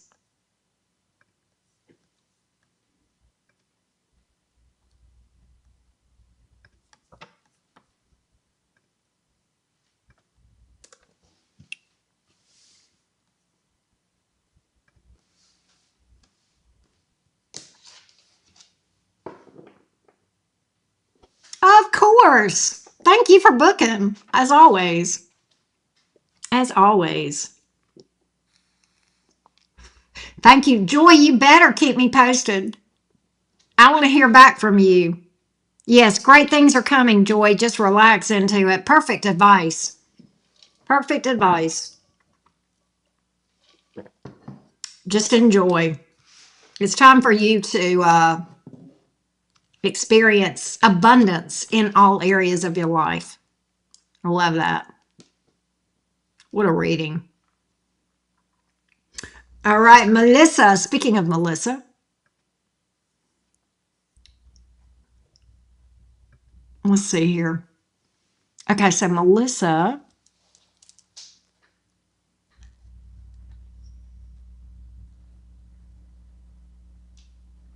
Okay. Let's get you some advice.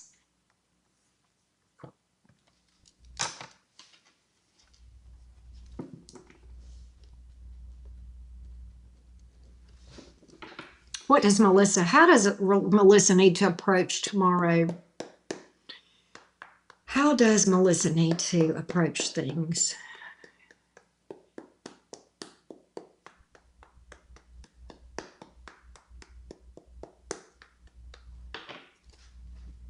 How does Melissa give me the advice of how to navigate? How to navigate through these energies, how to navigate. What's her best approach?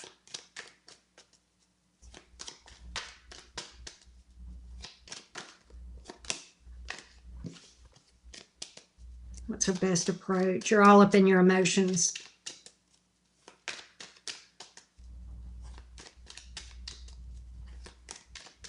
I almost think you don't know how to feel. Queen of Cups came out sideways.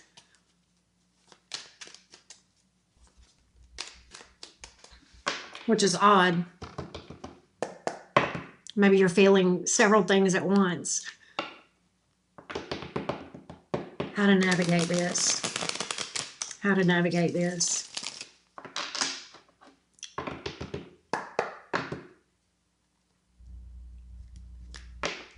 How to navigate this. How to navigate this.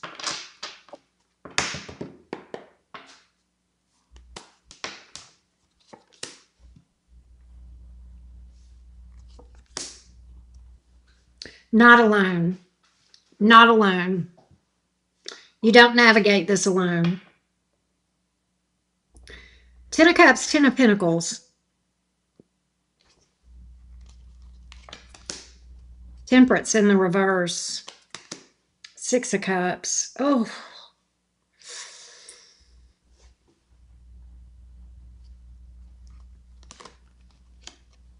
I don't know if this is soul family that's going to be there for you, or family.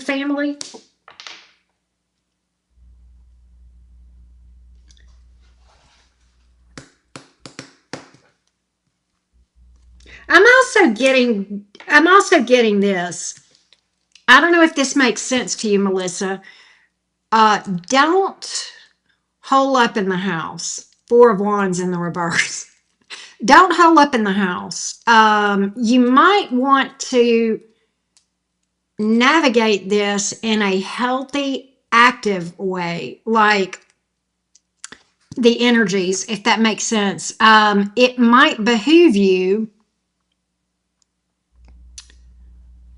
to find a way to use this time in a constructive way. Maybe getting out in nature.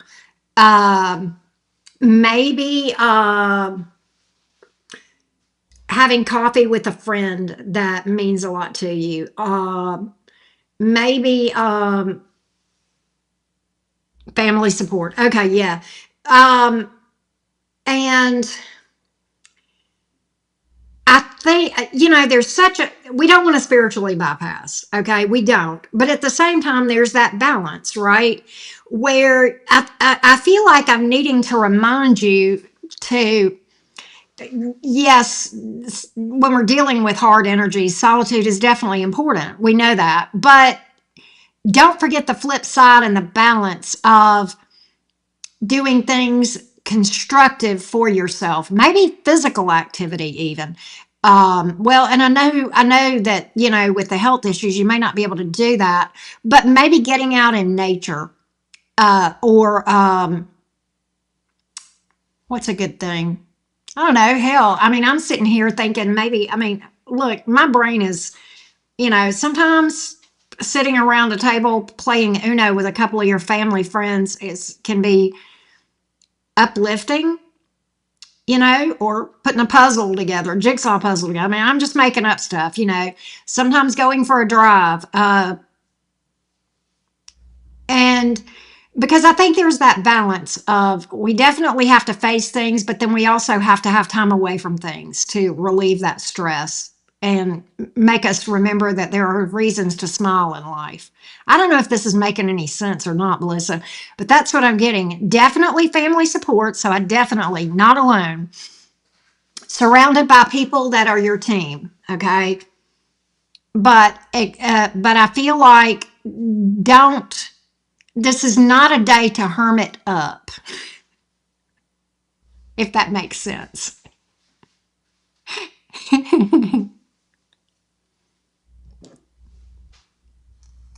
I feel like in general, getting out of the house is going to be therapeutic for you. And I don't know what you would do. I don't know if it's getting out in nature. I don't know if it's visiting with a friend or family or whatever, or maybe go to a paint class or whatever.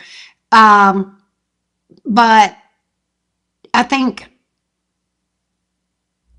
being around people, good people, right? That's the key. Good people, people that are going to be uplifting to be around, is going to be more of the medicine for tomorrow.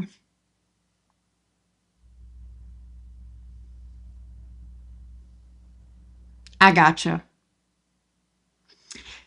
I get that. But sometimes people may push you, and I hope it doesn't come to that. But I definitely feel like this is not something to handle alone. That's like the first thing out. Because if the Ten of Cups and the Ten of Pentacles is anything, it's being surrounded by, family, loved ones, soul family, right? It's support. Because we had no nines. We had no nines, we had tens, right? And I do take that that's how I took that, you know. And I feel like, with it coming out tens and not like the Two of Cups or something like that, I feel like that there's more than one support for you there. I feel like there is a couple of people, or maybe a group of people, or your family, or something that's the resource that you need to think about. Let me know if that helps you. Okay, good. That makes sense to you? Okay, good. Good, good, good. Glad to hear it. And thank you, Melissa. I love your face.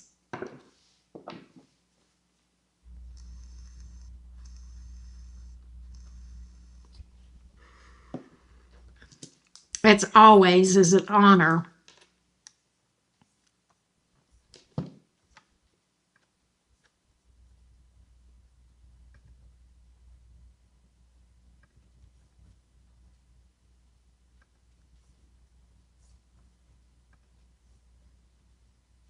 Happy Friday to you, Jennifer. All right, so next we have Sierra.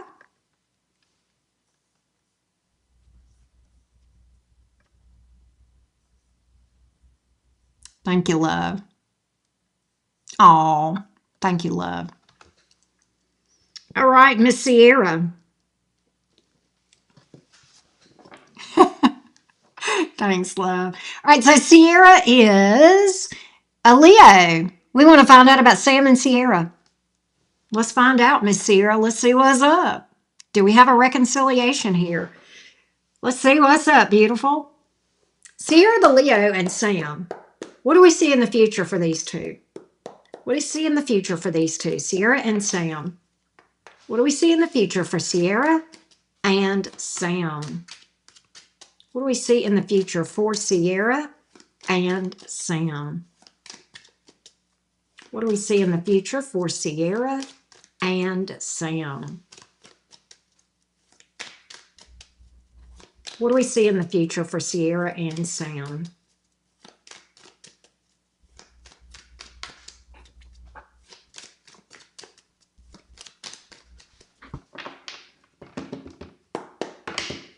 What do we see in the future for Sierra and Sam?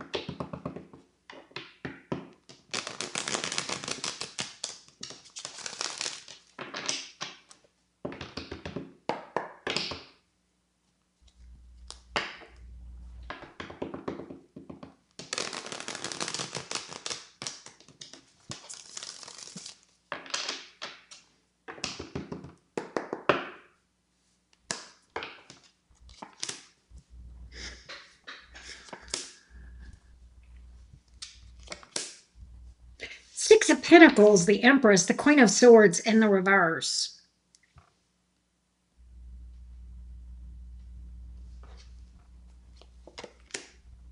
I think there's definitely, okay. Here's what I got, Sierra, and I thought that's what I was getting, but I clarified and I'm correct. Okay, I do see some momentum in that direction. All right, with the Chariot here and the Six of Pentacles. And quite honestly, I think that both of you want that. Okay, I think you're on the same page with the Six of Pentacles here and the Empress here. I do feel like you guys, both of you have it in mind to be life partners. There's a blockage that you don't see with that Two of Swords, and the Queen of Swords in reverse came out. The Two of Swords came out in the upright to clarify that. There's some unresolved issues here. All right. And right now, you may think that you have dealt with it. And I don't know what this is, but there's some unresolved anger or bitterness. Okay. And I don't know whose side it's on. And it may be on both sides. It could be. And it probably has to do with some things that happened in the past between you two. All right. And so the fly in the ointment here is that that can create a lot of issues if left unchecked. Okay. And right now it's unchecked. Okay.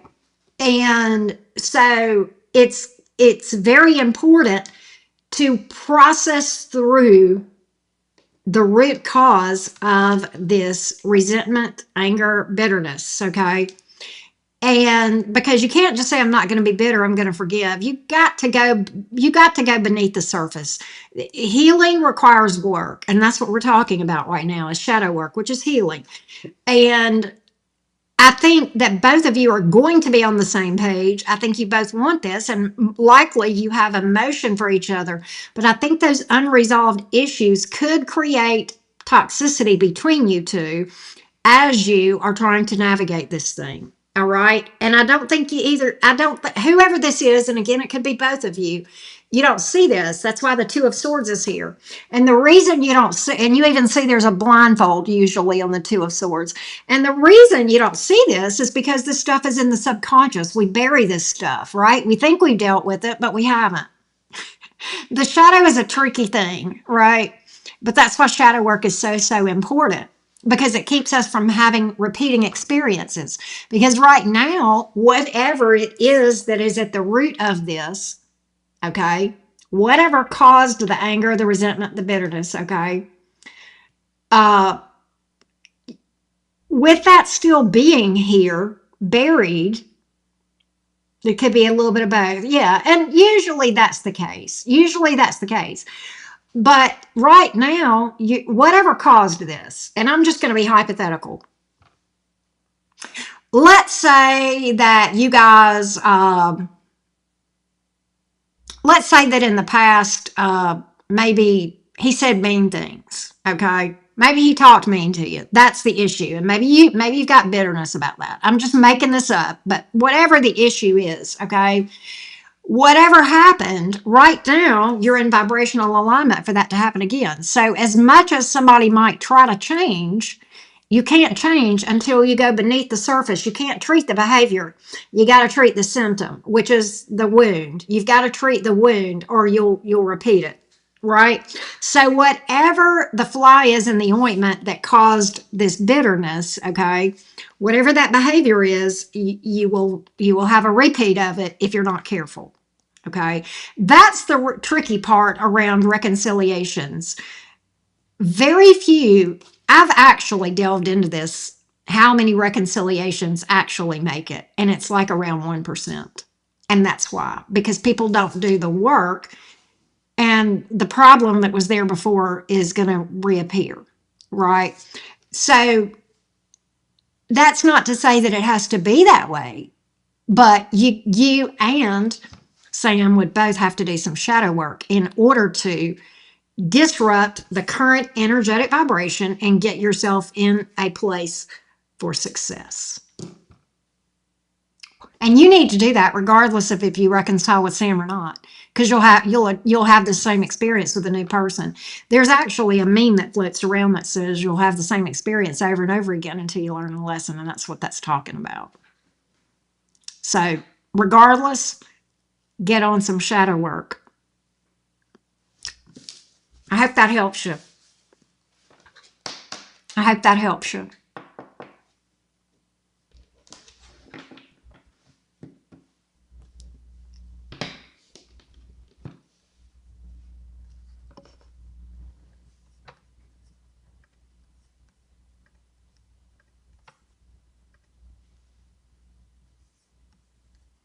But yeah, usually where it's on one side. Okay, good, Sierra. I'm glad to hear that. But that's actually very you've got some self-awareness there because you're saying it's on both sides. 99.9% of the time, if you've got it on one side, you've got it on the other. Otherwise, you guys wouldn't have that attraction, right? Good. I'm glad it helped. I'm glad it helped, Sierra. I hope things work out beautifully for you. All right.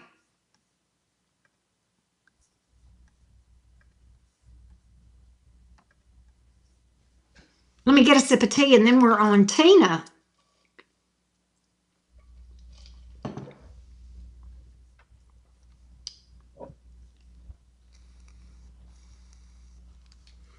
Give me just a minute, Tina. I'm not going anywhere, but I'm going to check something real quick.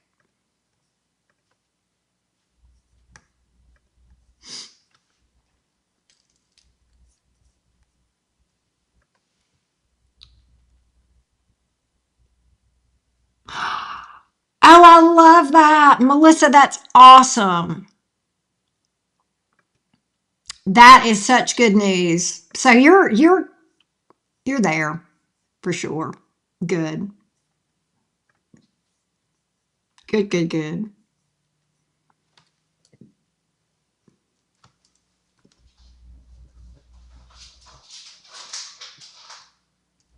All right.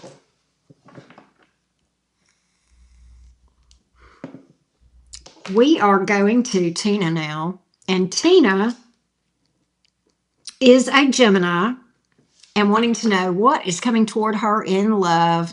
My beautiful Tina. Let's see what's up, Miss Tina. What can we tell Tina about romance? What can we tell Tina about love and romance coming up? What can we tell Tina about love and romance coming up? What can we tell Tina about love and romance coming up?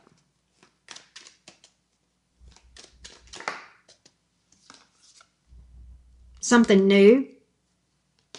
Ace of Wands.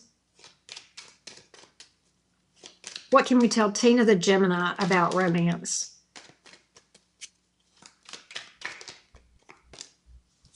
End of a tough cycle. So if you've had a cycle where you've been meeting some zingers or you've had a dry spell or what have you, that's ending. End of a rough cycle. Things are about to get better. Things are about to lift in the romance department in a good way. The energy looks to be getting lighter. What else can I tell Tina, the Gemini, about romance? What else can I tell Tina, the Gemini, about romance?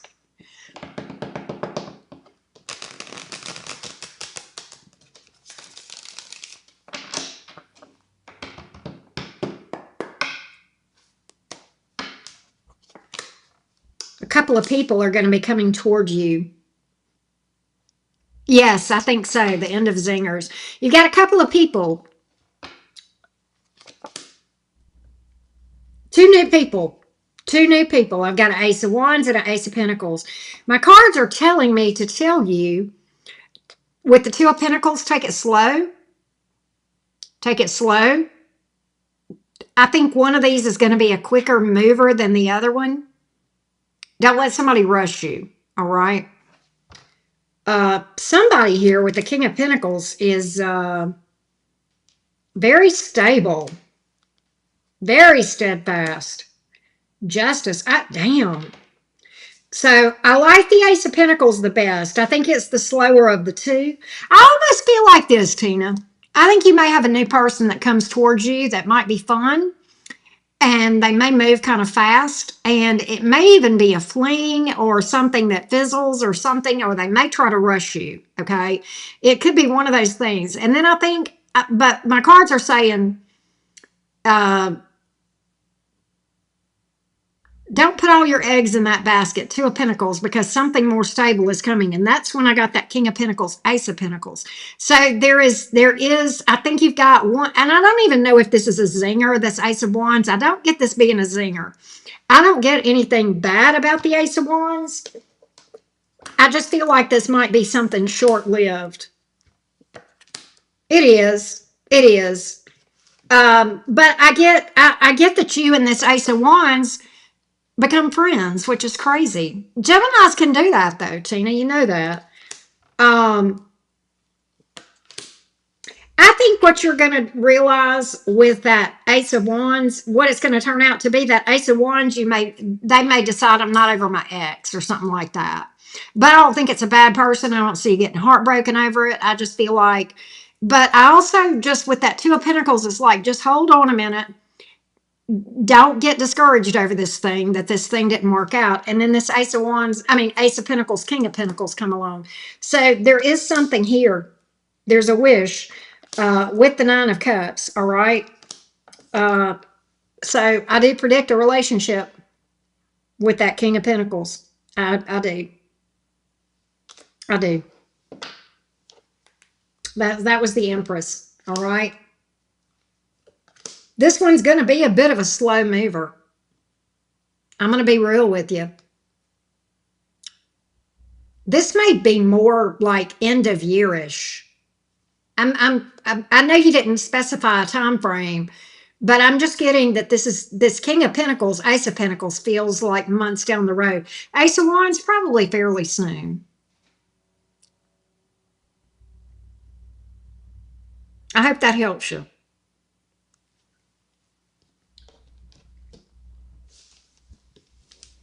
But yeah, I don't think that Ace of Wands is a bad one. I wouldn't even call that Ace of Wands a zinger. But for whatever reason, because I don't get that this person is a bad person or does anything to like screw you over. But I think your person is in your energy, not that far away. I hope that helps you, Tina. I love that for you.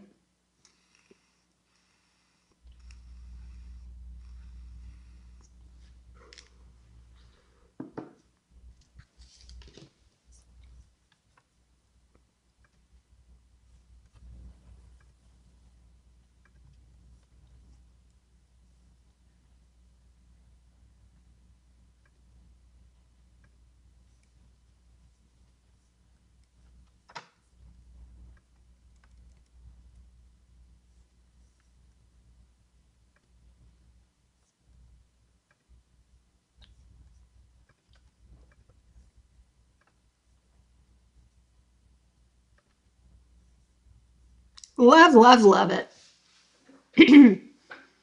But let me know if that helped, Tina. That's how things look right now.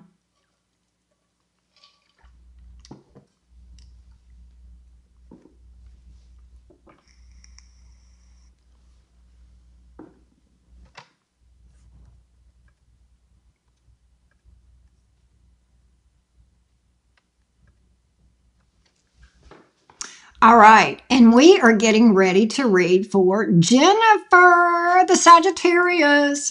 Let me timestamp for Jennifer.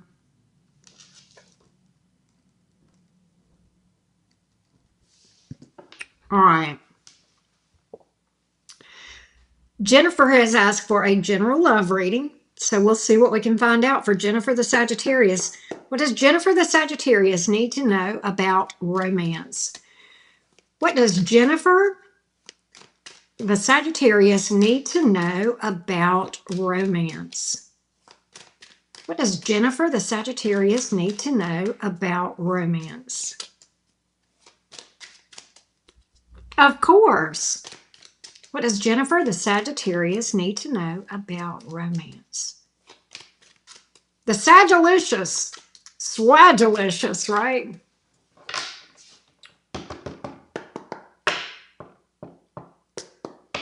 What does Jennifer need to know about romance?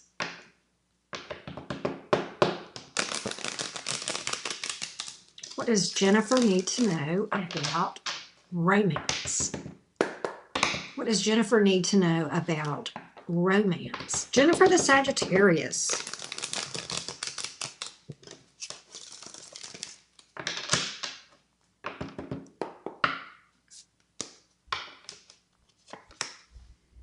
Knight of Cups. First card out. Devil in reverse. Moon in the upright. Seven of Swords in the reverse. Two of Pentacles. Okay. Ace of Wands on the bottom of the deck. You've got some unfinished business with someone that you will need to resolve. The short answer is you've got romance, okay? Hey, Miss Gina Bina. All right. The short answer, Jennifer, is that you've got some unfinished business that is kind of lingering. All right. That needs to be processed through. All right. I think there's something that you're not over. I kept seeing that death card in the reverse on the bottom of the deck. I'm looking at the Six of Cups here. And so there's the moon card. It's in the subconscious, the devil in reverse.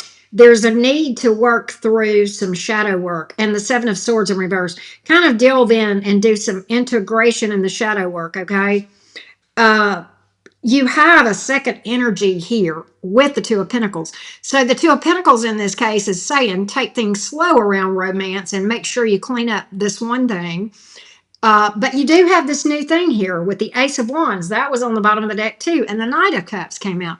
So you will have romance coming towards you. I feel like it is new and it is a game changer. And we want it to be a game changer. And the best way to make it become a game changer is to kind of clear up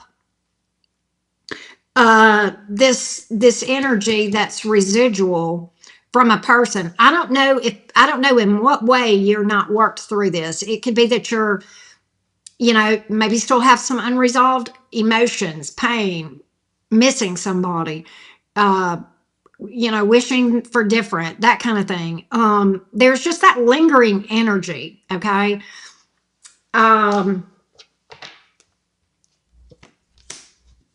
Yeah. I think it's premature to pursue love right now, but I do think you've got love, but it's premature. The Hangman in reverse. You don't want to skip this very important step. I'm almost getting that this will give you the best chance at this new person being healthy. All right. And you want to be fair to yourself. Yeah, you absolutely have soulmate energy coming in. All right. On the other side of this right here, but this is telling you slow down just a little bit. We don't want to skip this very important step right here.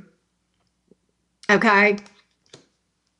So absolutely doing that is going to give you a lot of wisdom, a lot of self-awareness, and you're going to have just there's going to be a lot more authenticity around things. Let's see, she said last relationship was very bad. Unexpected breakup, which has left me very heartbroken, not rushing into anything in post. So this makes sense to you.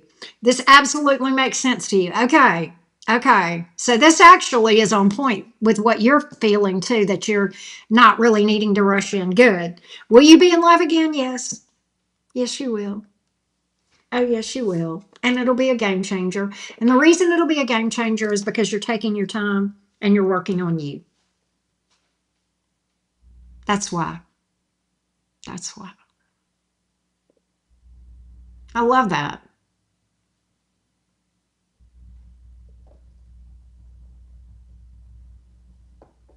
That's pretty amazing. The Fool card. You'll take that leap of faith again. You'll be able to trust again. You got to learn to trust yourself.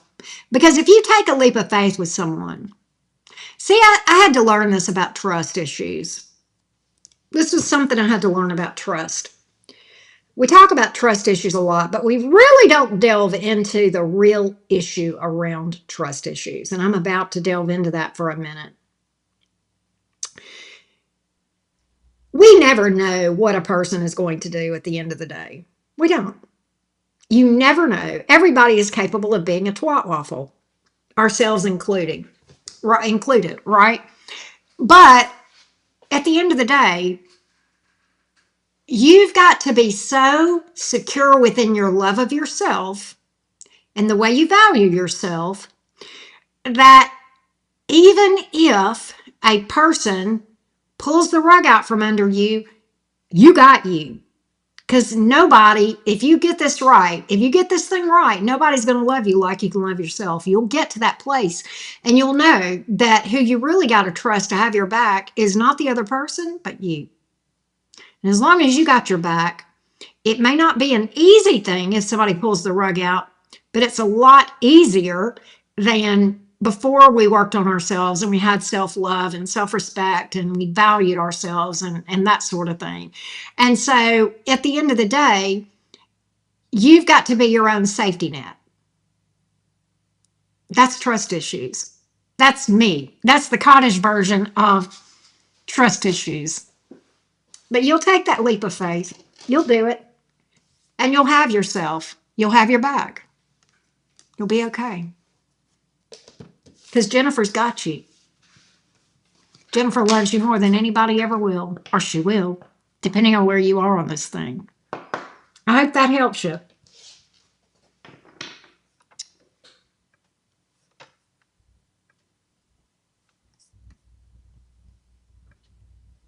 And thank you for that feedback, Jen.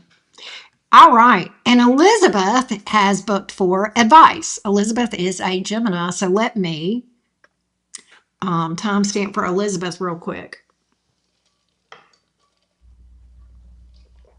Right, Melissa? You know what's crazy, Melissa? I have these little epiphanies, downloads, whatever you want to call them, in the strangest circumstances. And I've told you this before, I know, Melissa. I'll be doing something extremely mundane and it'll hit me. And here's when that little nugget about trust hit me. I had started talking, this was several years ago. I had started talking to somebody. And I was pretty into this person and at the time, and I said to myself, oh my God, how am I ever going to trust anybody again?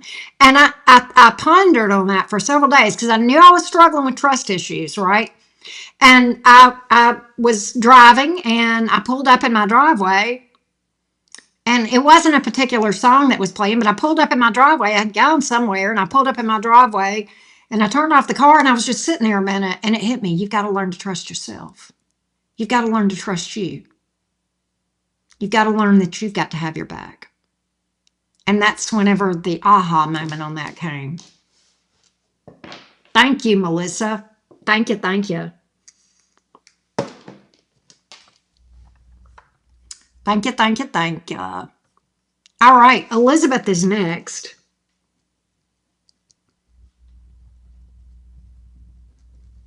But I get the strangest, the strangest times that things come.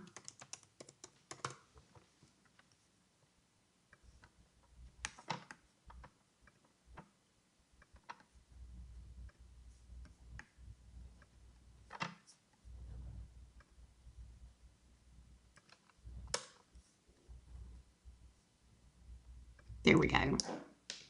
All right. And Elizabeth has asked for advice. I think Elizabeth is a Gemini. All right. Let's go, Elizabeth. Let's do the thing.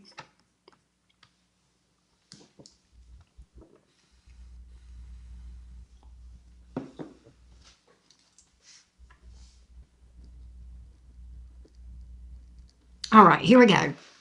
What does Elizabeth the Gemini need to know? What does Elizabeth the Gemini need to know? Give me some advice for Elizabeth the Gemini.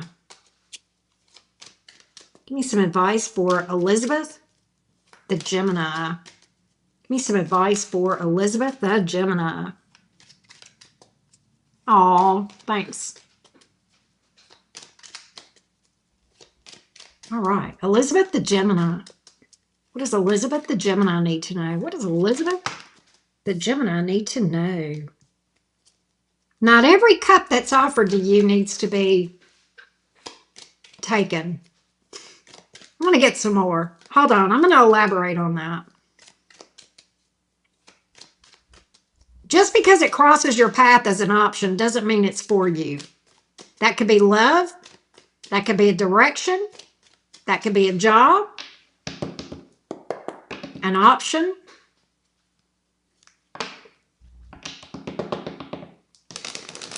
I also feel like sometimes people try to pull you into things that aren't yours. You know, the not my circus, not my monkey thing, right? Yeah, when I'm zoned out, exactly. You can be choosy. Elizabeth, you can be choosy. Uh, I think that you are going to have more than one romantic option cross your path. And I think it's okay to have standards. It's okay to be choosy. That doesn't make you wrong. That makes you have standards and taste and preferences, and that's okay. It's completely okay. You're attracted to who you're attracted to. You also have certain standards, and that's okay. I want you to get in the mindset of instead of wanting to be chosen, that you get to do the choosing. It is completely your call whether you accept a person or not romantically. I do feel like you have a new person coming towards you that is a game changer, okay, that is going to make you look twice. And I get you being in a relationship. But I think that you have to sort things out from the ones that are for you and not for you. And that is okay. That is okay. The key is being single and so at peace and happy that somebody's going to have to be pretty amazing for you to put your current happiness and peace on the line. Their competition isn't other people, it's your current state. I hope that helps you, Elizabeth. I hope that helps you.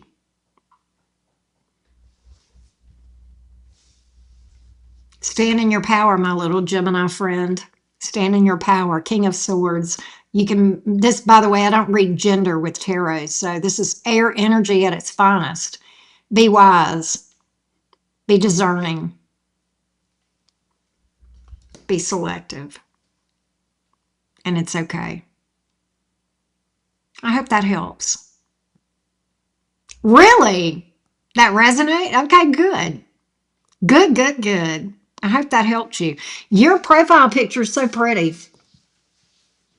by the way. Love that. Wata wata.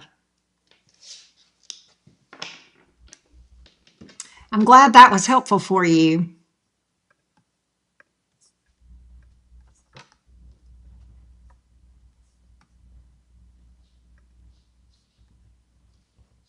Really? It was? It's incredible. I love doing that. I enjoy doing the advice. That is something that I added one time on a whim. I used to not do those advice pulls, right? And I decided to do that on a whim. And it has been really fun because sometimes things come out that just hit people, you know, and it's just crazy how that happens. And it's fun. Yes, yes, and be choosy. Yes, ultimately it's your decision always, right?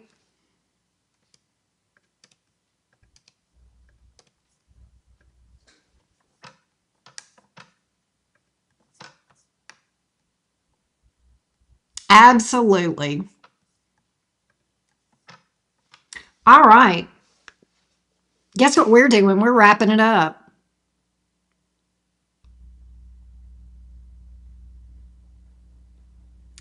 Um, I'm going to let that be my last one.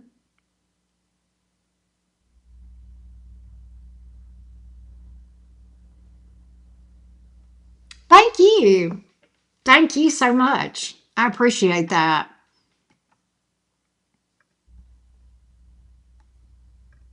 Why can't I get this stuff? Here we go. There we go.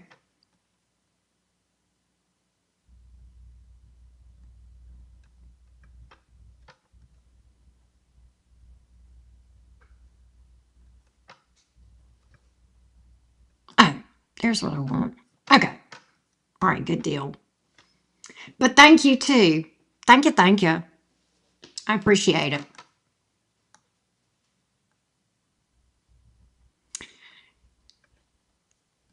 Everybody, thank you guys so much.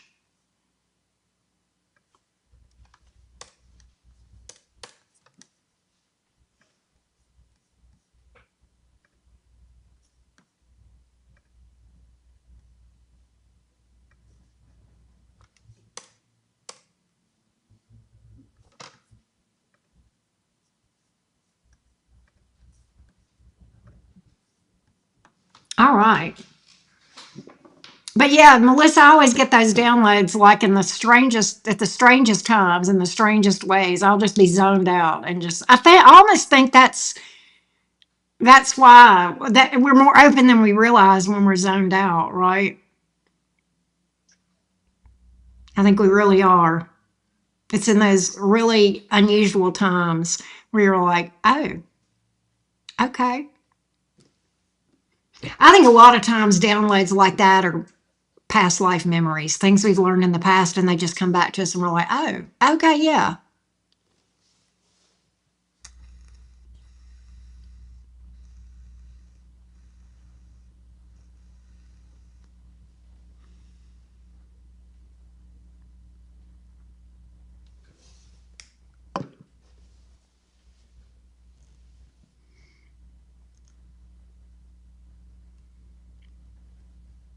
I got you. Good. I hope you have a Zen day. I wish you Zen energy, Melissa. That's what I wish for you. Just Zen. Sweet dreams to you. Thank you. Melissa, I appreciate you. I really do. Thank you so much. I love you. Um, and I appreciate you. I'm probably going to wrap it up. It's funny you said you're getting your brakes done. I need to go get my oil changed. I can't decide if I'm doing that. I may do that Monday. Oh, I love that. By the lake. That's a great idea. That's going to be so nice. If it's not, I hope it's not too cold. I hope it'll be nice for you.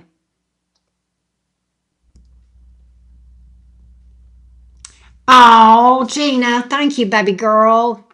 Loving cornbread right back to you. I loved your reading, Gina. I loved your reading. That was so fun.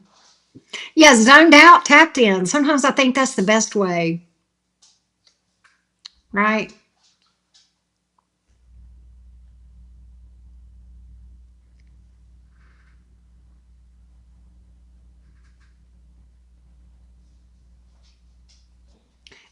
Gina, I'm excited for you about this new direction. I'm excited about this. I'm really excited for you, Gina. I must have updates. Let me know how the meeting goes for sure. I'm sure it'll be fine. Yep, it was a fun reading. I liked the readings. Yes, we do. Oh, Melissa. I love that. Yeah, love you like cornbread. That'd be so cute, wouldn't it, Melissa? I love that. I love that. I love that. I was going to tell y'all something and I can't remember what it was. What was I going to say? I don't know. He is a good one. I know he is. I know he is, Gina. And you deserve that. He's a good guy. I like him. I bet he's so fun too.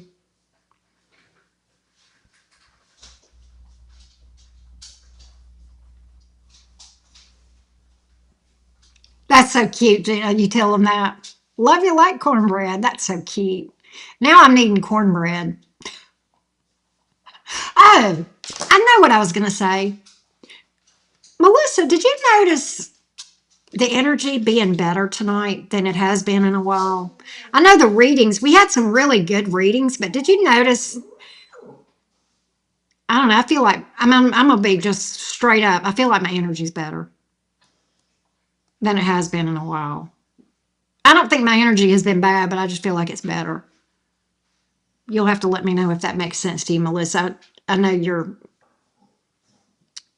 tapped in. You'll have to let me know if that makes sense to you. Yes, you do. You absolutely do. And you have been through it. You have been through that Scorpio special hell. Right. And you definitely deserve happiness. I hope you have such fun. It should be fun.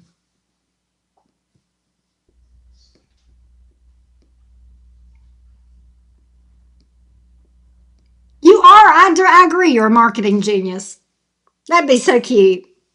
Love you like cornbread. Gina, I might have to start saying that. You know how I always tell people I love y'all to the moon and back whenever, like at the end of readings and stuff? I might have to start saying I love you like cornbread. My lemon empire. That's funny.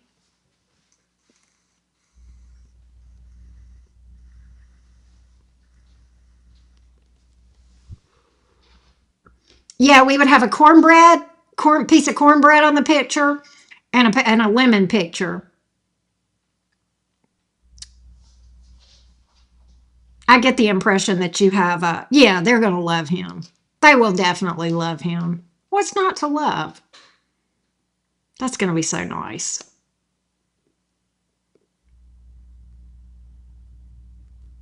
That's great. That's so sweet. I loves it. Really? Okay. I thought so too, Melissa. Interesting. Interesting. Okay, good. I'm trying. It's all about leveling up, right? Anyway, I think I'm going to call it a day and get off of here. Post timestamps for the readings and get me a late night snack. Melissa, Gina, everybody, you guys have sweet dreams. I love y'all to the moon and backs. I know a lot of people that booked have logged off, but I want to just say thanks for everybody that booked readings with me this evening. I really do appreciate you guys. It's always an honor when people choose me to pull cards on their behalf. I appreciate that. And I love y'all, and I'll see y'all next time. Bye, y'all. Love you like cornbread. Mwah.